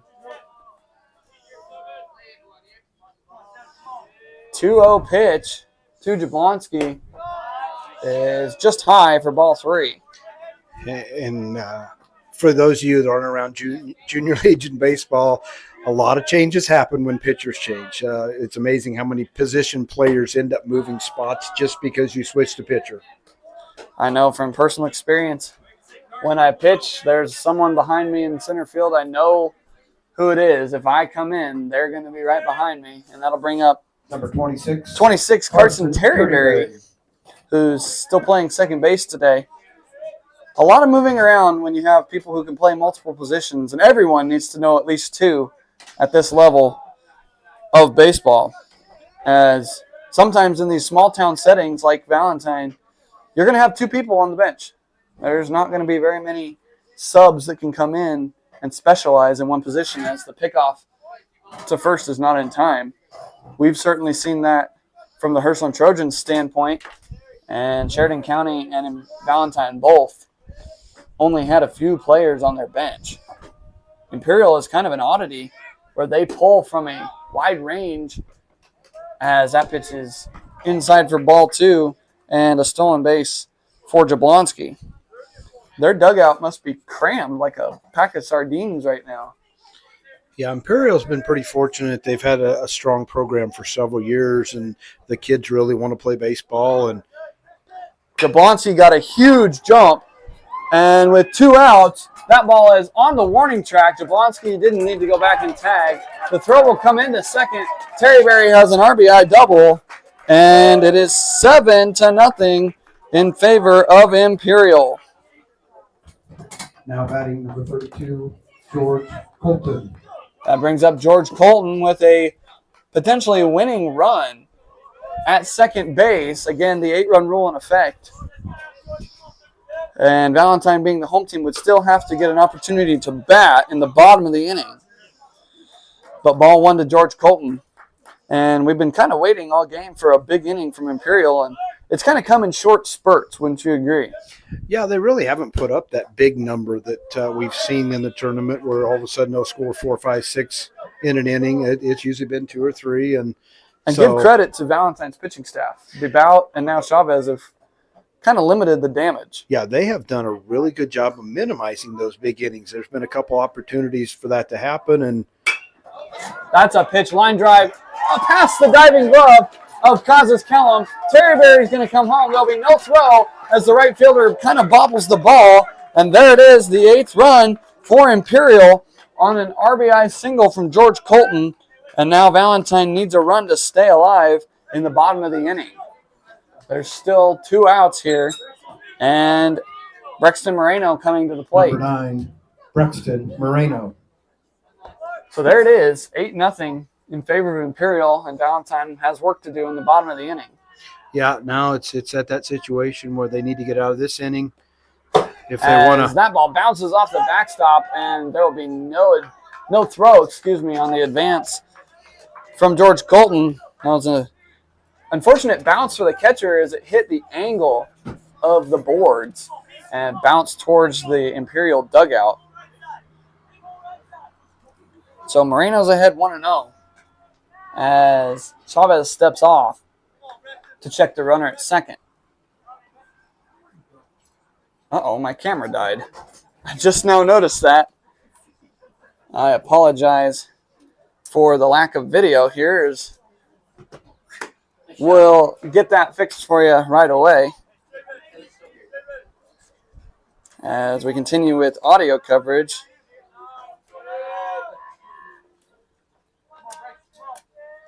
And the pitch is lined into center field. That will retire the side, but Imperial gets the run they need, and they're ahead 8-0 heading to the bottom of the sixth. We'll be back on the Hirschland YouTube stream right after this.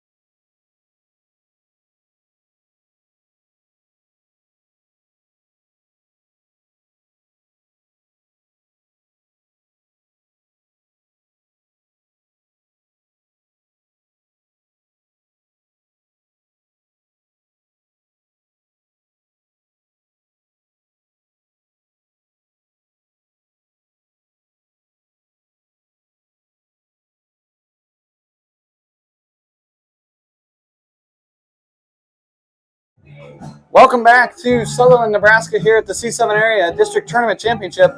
And Jarrett Peterson, who's at 74 pitches, will look to finish the game here in the sixth against the Valentine Juniors. They'll send the top of their order, Trace Buchel, to the plate.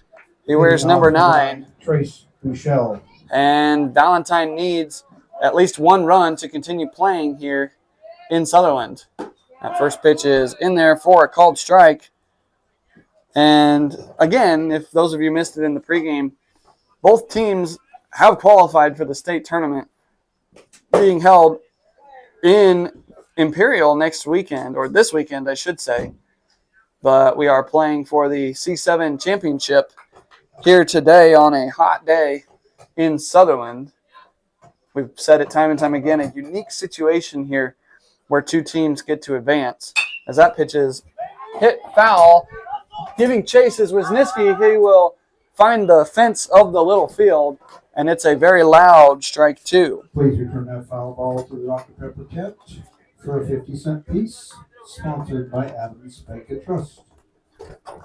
So Jarrett Peterson is ahead 1-2 to the leadoff man for Valentine, who has grounded out to the shortstop twice in this game.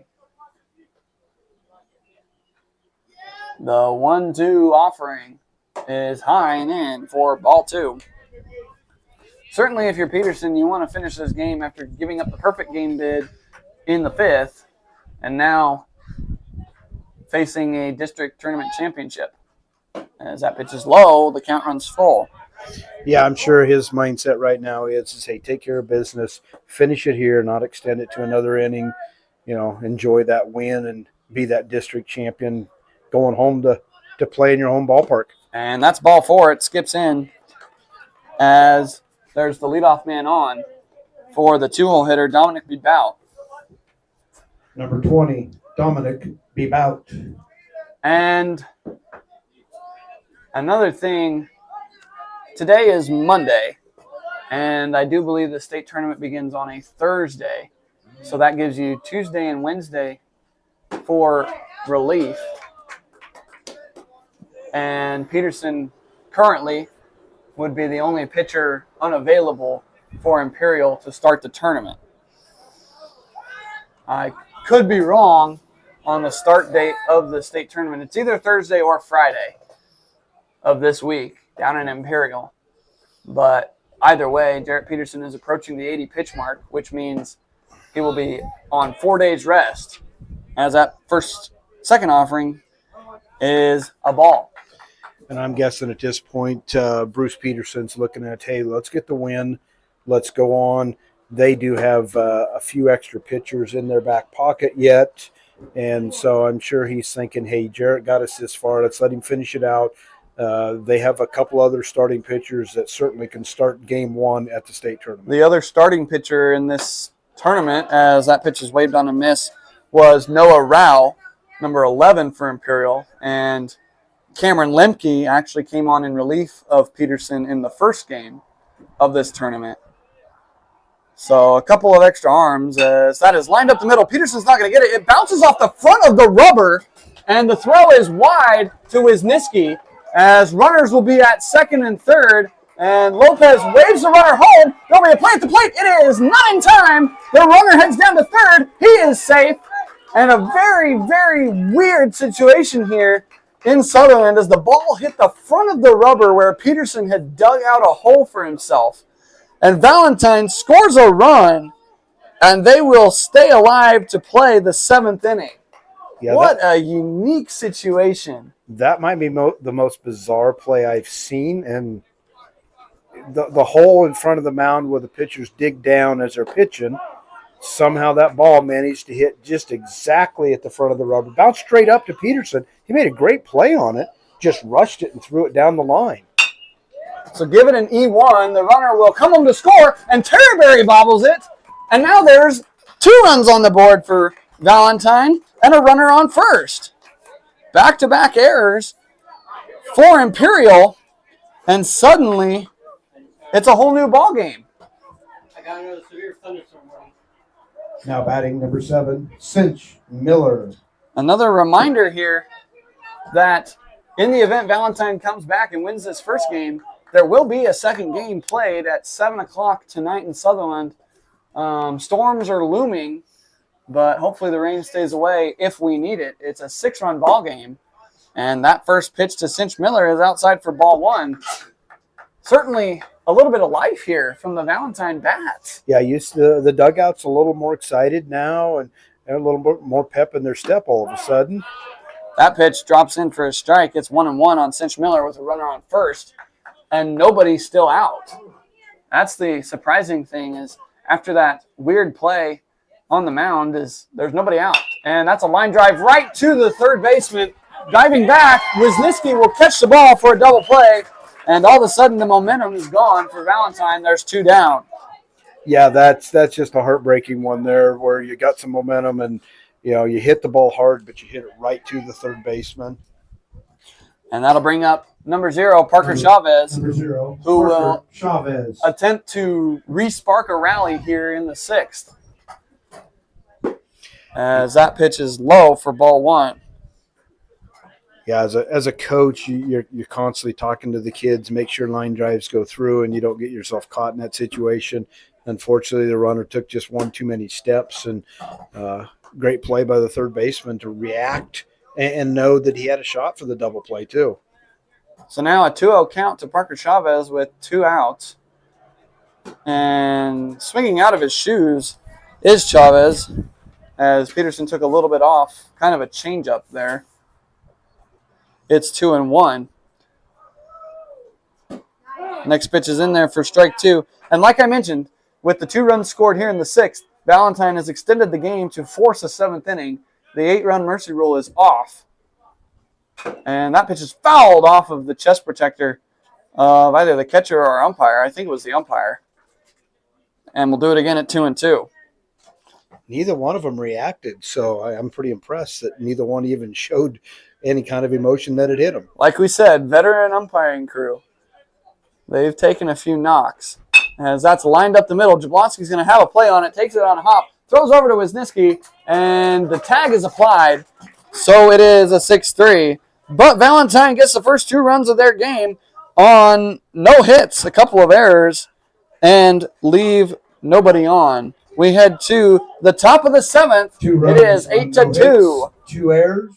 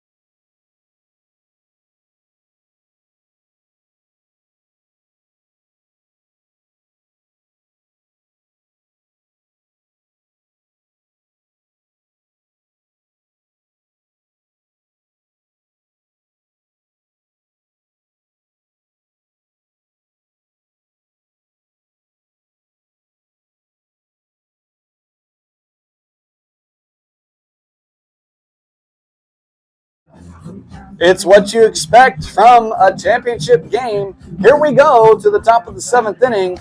It is Imperial 8 and Valentine 2 here at Sutherland's Legion Field. I'm Harmon Johnson up in the press box alongside assistant coach of the Hirschland Trojans, Dwayne Johnson. And here we go, 6-run game. Imperial looking to add on a few to make a comeback impossible. But if Parker Chavez can hold them to 0, 6 runs in the long run is not that hard to overcome if you play your cards right. And we just got informed over the break that Jarrett Peterson is 96 pitches. The limit in Legion is 105. So unless they go with him to start the inning and make a change halfway through, his day is most likely done. Yeah, I wouldn't be surprised if he doesn't come out and throw the first batter or two just to see what happens, try to close it out. He's pitched a good game, and it's, to that point. And that'll bring up number 4, Evan O'Neill. Number 4, Evan O'Neill. Who is in left field today. He'll lead off the 7th and then the top of the order. And the first pitch is a ball from Parker Chavez. Yeah, pretty key right here. Valentine needs to find a way to get them shut out so that they don't score any runs.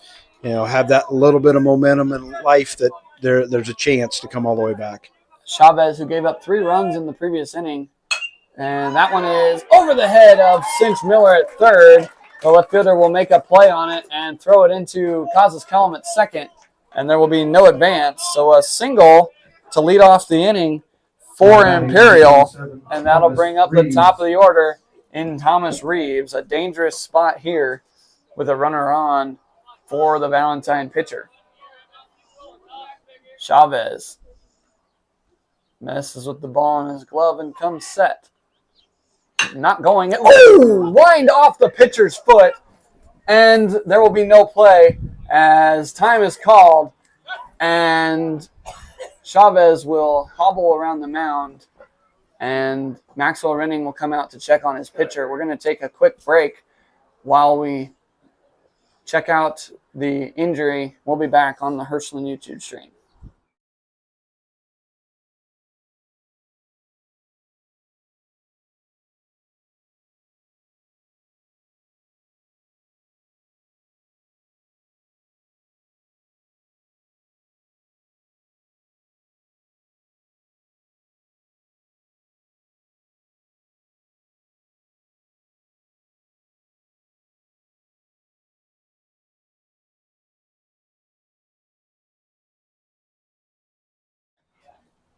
Welcome back to Sutherland, Nebraska. Here is Parker Chavez is currently down behind the mound. He's going to be helped up by his teammates.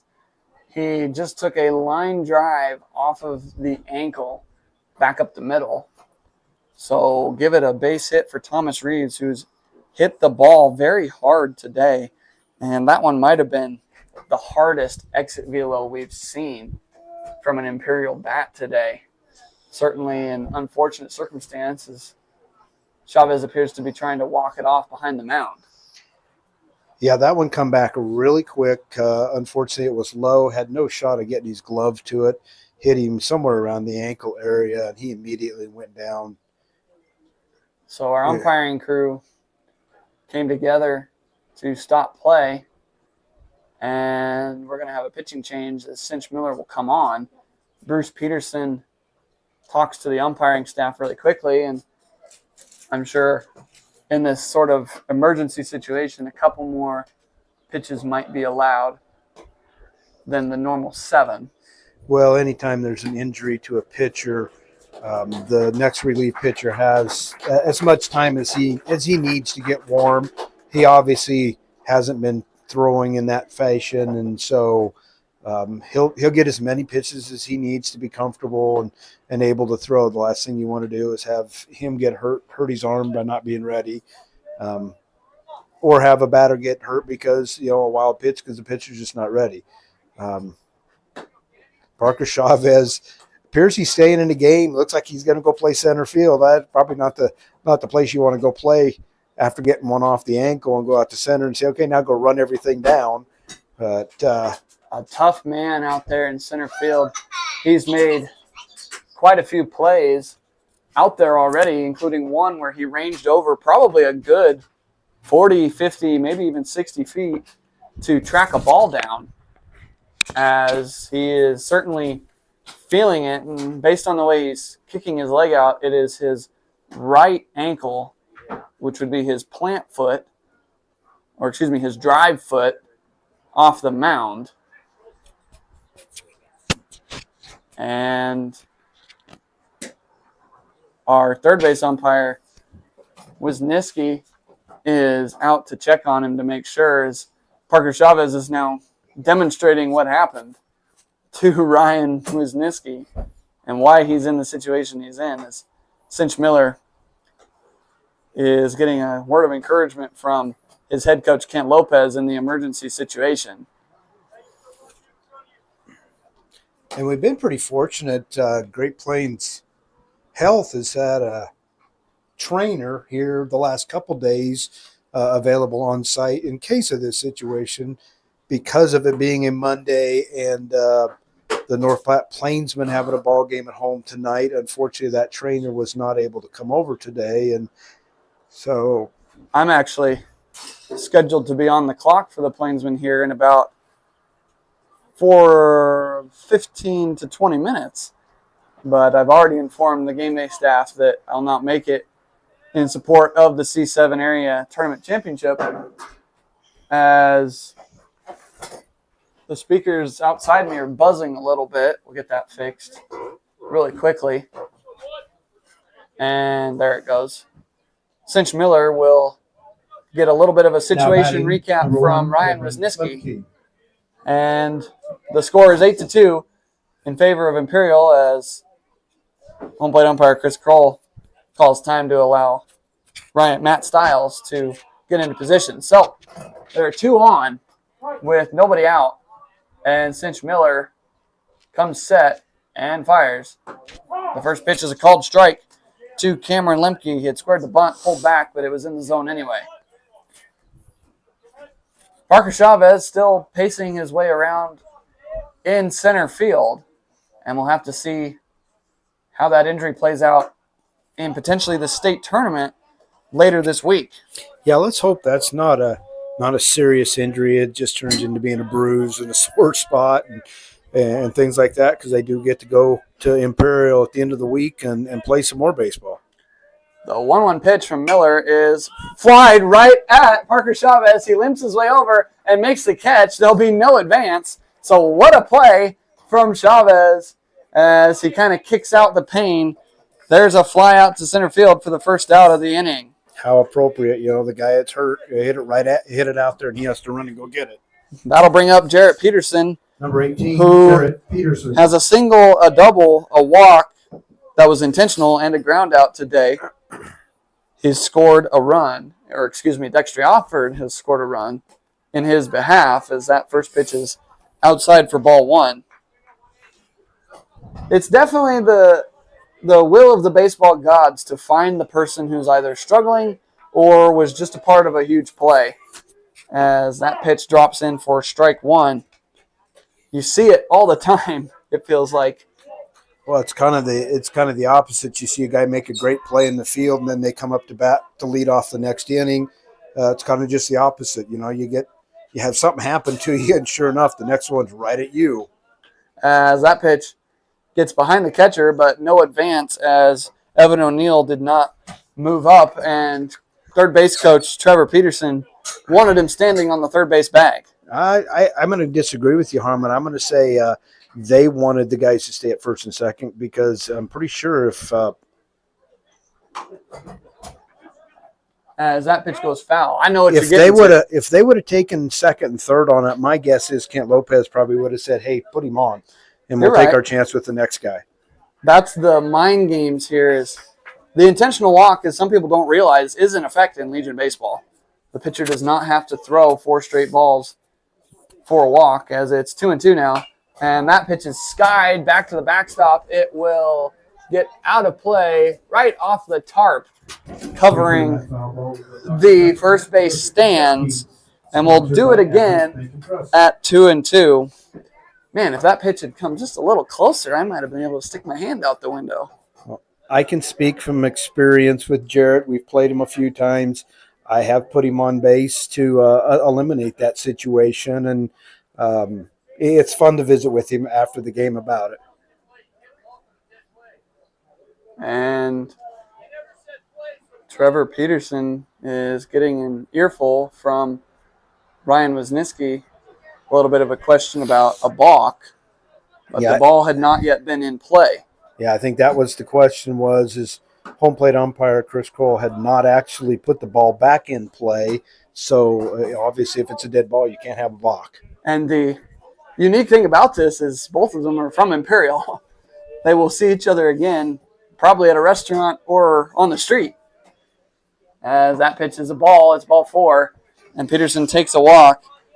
So the bags are now juiced for the cleanup hitter, Gavin Wisniewski, who in today's game has a hit by pitch, a couple of flyouts and a ground out. That'll bring in Dexter Osford to courtesy run. Gavin Wisniewski. Wisniewski, I actually know a little bit personally. He and I played golf together at the district tournament 2 years ago in Valentine. He's a lot better golfer than I am, as that first pitch is outside for ball 1. That tournament was held up at Frederick Peak Golf Course, which is unique. It has 10 holes, but during tournament play, one of them was not used for us. It was a short little par 3, and that pitch is inside for ball 2. A lot of unique up and downs there at that golf course, and hopefully I'll get a chance to play it again as a non-competitor when we go up there for senior districts. Coach Johnson's shaking his head no, but that is a ball swung on and missed that was in the dirt. It's 2-1. A couple of great golf courses that I've golfed with these towns and teams. Imperial, I've never played Imperial Country Club, but the home meet that Imperial typically hosts, or Chase County Schools, I should say, that pitch is fouled into the dugout, is held at Enders Golf Course out by Enders Lake. And that's a nice 9-hole course. When I played it, it was probably about 40-mile-an-hour winds, but to no avail. 2-2 bounces away from the catcher and no advance by O'Neill. And now the count runs full to Gavin Wisniewski, and Sitch Miller is in danger of walking in the 9th run of the game. We'll see what happens here with Cinch Miller as he comes set and fires in. Wisniewski puts a little poke on it. The third baseman, Kellum, ranges back. It's an infield fly, and the force play back to second for not tagging up. It's a double play, and that will end the inning.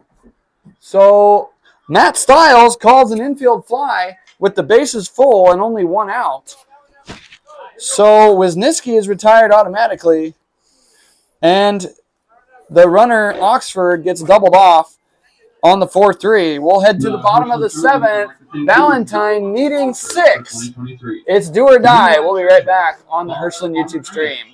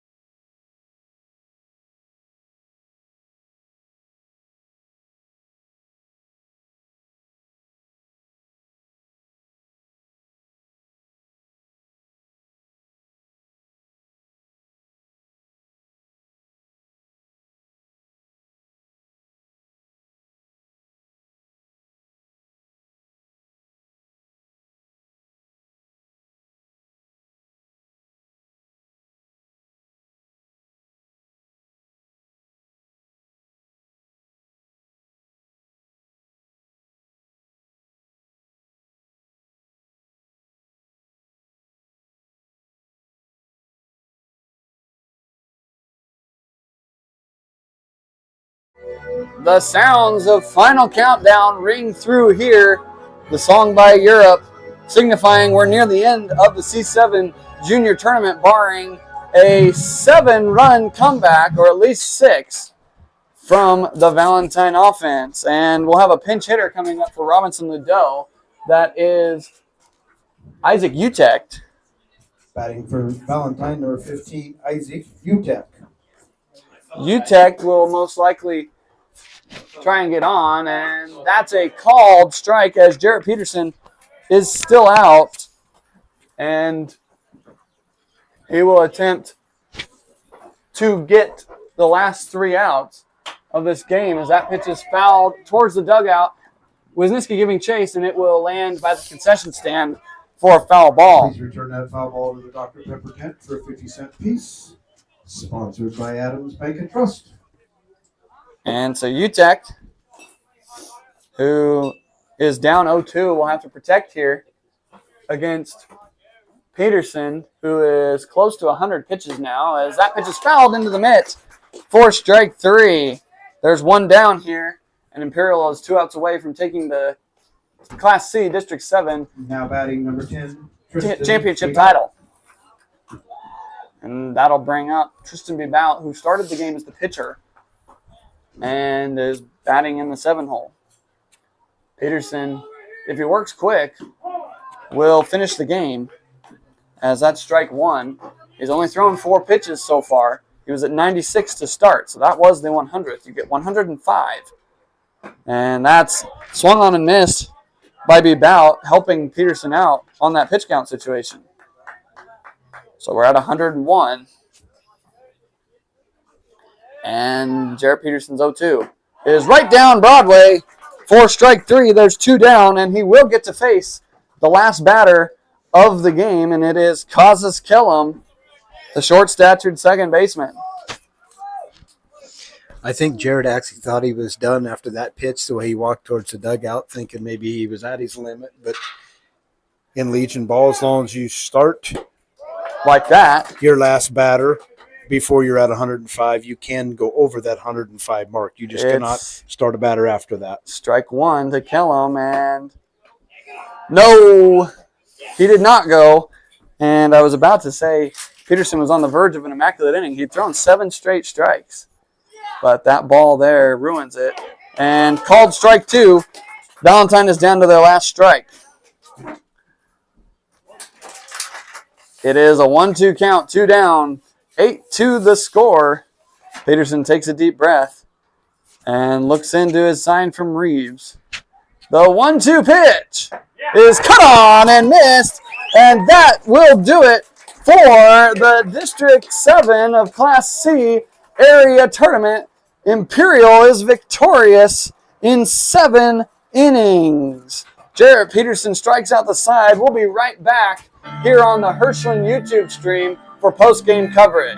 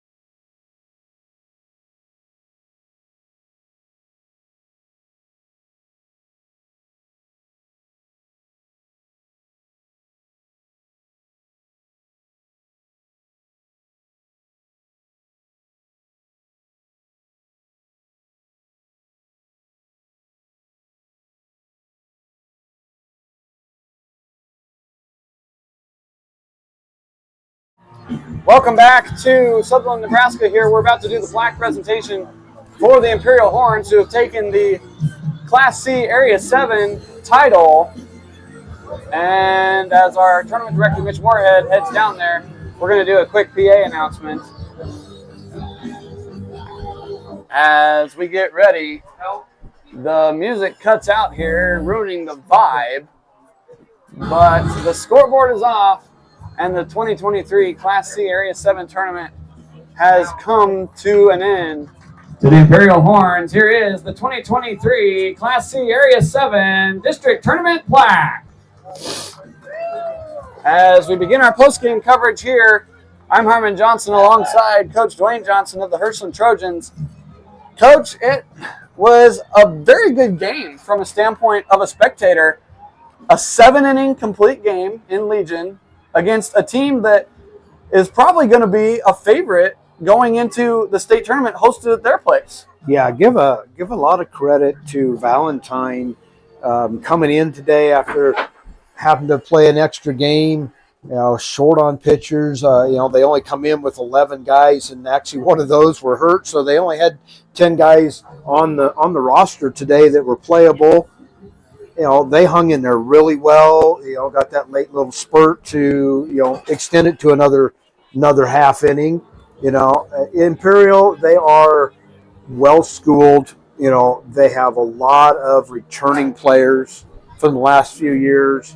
It's one of those, going home to your home ballpark to host state is definitely an advantage. They have the ability to sleep in their own beds, to know the facility and things like that.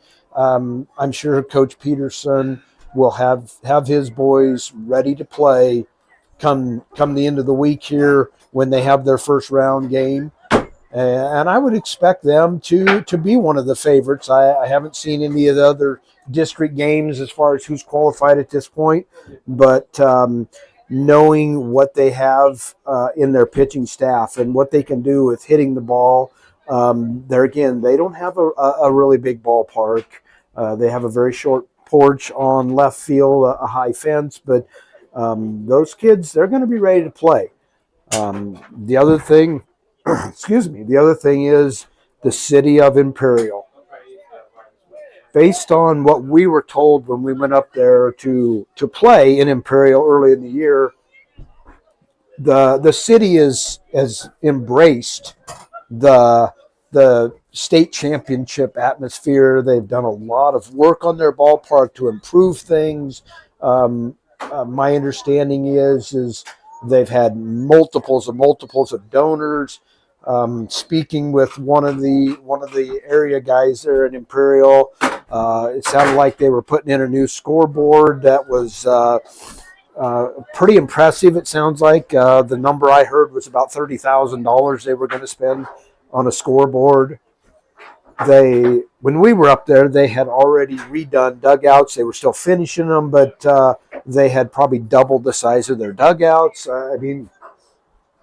The city that themselves are embracing, the fact that they get to host the state championship. And that's a wonderful thing here as the city of Imperial embracing that state championship atmosphere. For any of the teams who have qualified, they're in for a wonderful experience down in southwestern Nebraska in a small town of maybe 1,000 people. Yeah, 1,000, 1,200 people, I would suppose, is what Imperial has.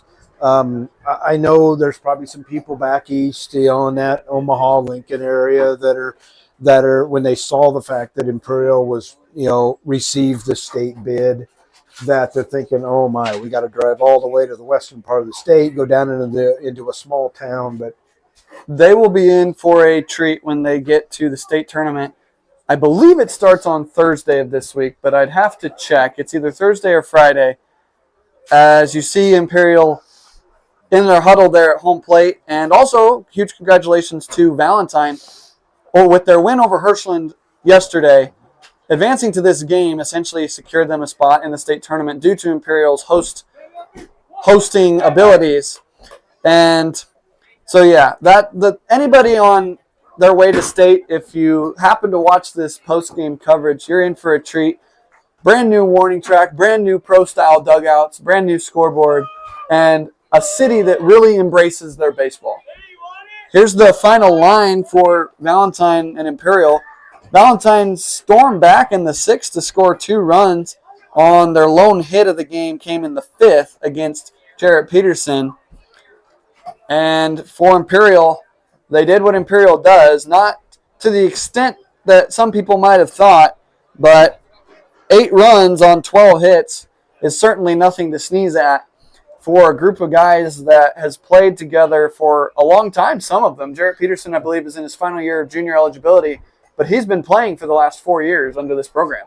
Yeah, no, they've been a team that's been together for a while. They know each other. They know what guys can do, what they can't do, and they certainly, you see it, watching some of them horse around on the field at the moment is kind of interesting. And give a ton of kudos to Valentine. After yesterday's game, they could have come into this game saying, you know what, we've already qualified. We don't care. You know what, they fought. They made this a 7-inning game. I think you made an allusion that it's the only extra or only game that went past 5 innings. And correct. That's give Valentine a lot of kudos for that. That's got to be a huge confidence booster going into the state tournament, knowing you'll have your top 2 pitchers back.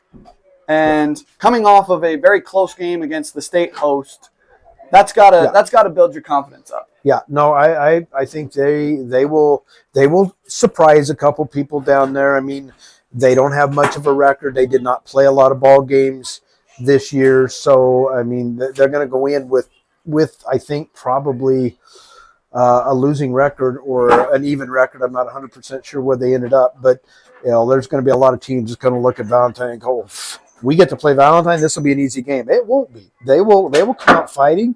They will surprise some people on what they can do. If they play defense like they did today, for the most part, they will hang into a lot of ball games. Tentatively here, obviously Jarrett Peterson's always a favorite to be a player of the game. He had 2 base hits. He had a single and a double early in the game that each had an RBI. But all around, I wouldn't say there was necessarily one person who hurt Valentine today from the Imperial side. They worked together as a team to get a complete ball game victory. Yeah, Thomas Reeves had a couple of hits. Reeves went 3 for 3. He had a hit by pitch in the first inning and scored 2 runs. They all seem to find a way to contribute, and that's good. What championship teams do. They all find a way to contribute, and it's not one of those lineups that you see sometimes in junior play where 1 through 5 you have to worry about, but 7, 8, 9, heck, this is an easy out. It definitely gives them that advantage that they don't have a lot of just easy outs on their roster. And that will certainly make it difficult for anybody down in Imperial to defeat. I'm going to have a bold prediction here that the Pizza Hut on Broadway in Imperial is going to see a huge influx of business this weekend. Yeah. Yeah, I could definitely see that. Pizza Hut is probably one of their mainstays down there. Subway's going to get a lot of business just because of the fact that a lot of people can go grab it, take it back to the ballpark. But I would really bet that Imperial will welcome any and all into Imperial this next week. It's a city that really enjoys baseball and really backs up their program. And I know the surrounding cities of Grant, they send quite a few kids down to Imperial, as Grant does not have a Legion team. And even Ogallala will probably be the housing for some of those teams, as Imperial is kind of limited on the lodging side of things. So Imperial and Grant and Ogallala will definitely benefit this Western Nebraska. The start of, or I guess the halfway point of Class C being completely in the West this year. We have obviously Class C-7 districts being hosted by Hirschland. That just wrapped up. And Class C State will be in Imperial. But in a couple weeks, the seniors will take a trip to Valentine to host Class C senior districts, and then all the way out in, like we discussed on Saturday, Gordon Rushville with Mottaset Ballpark, they will host senior state.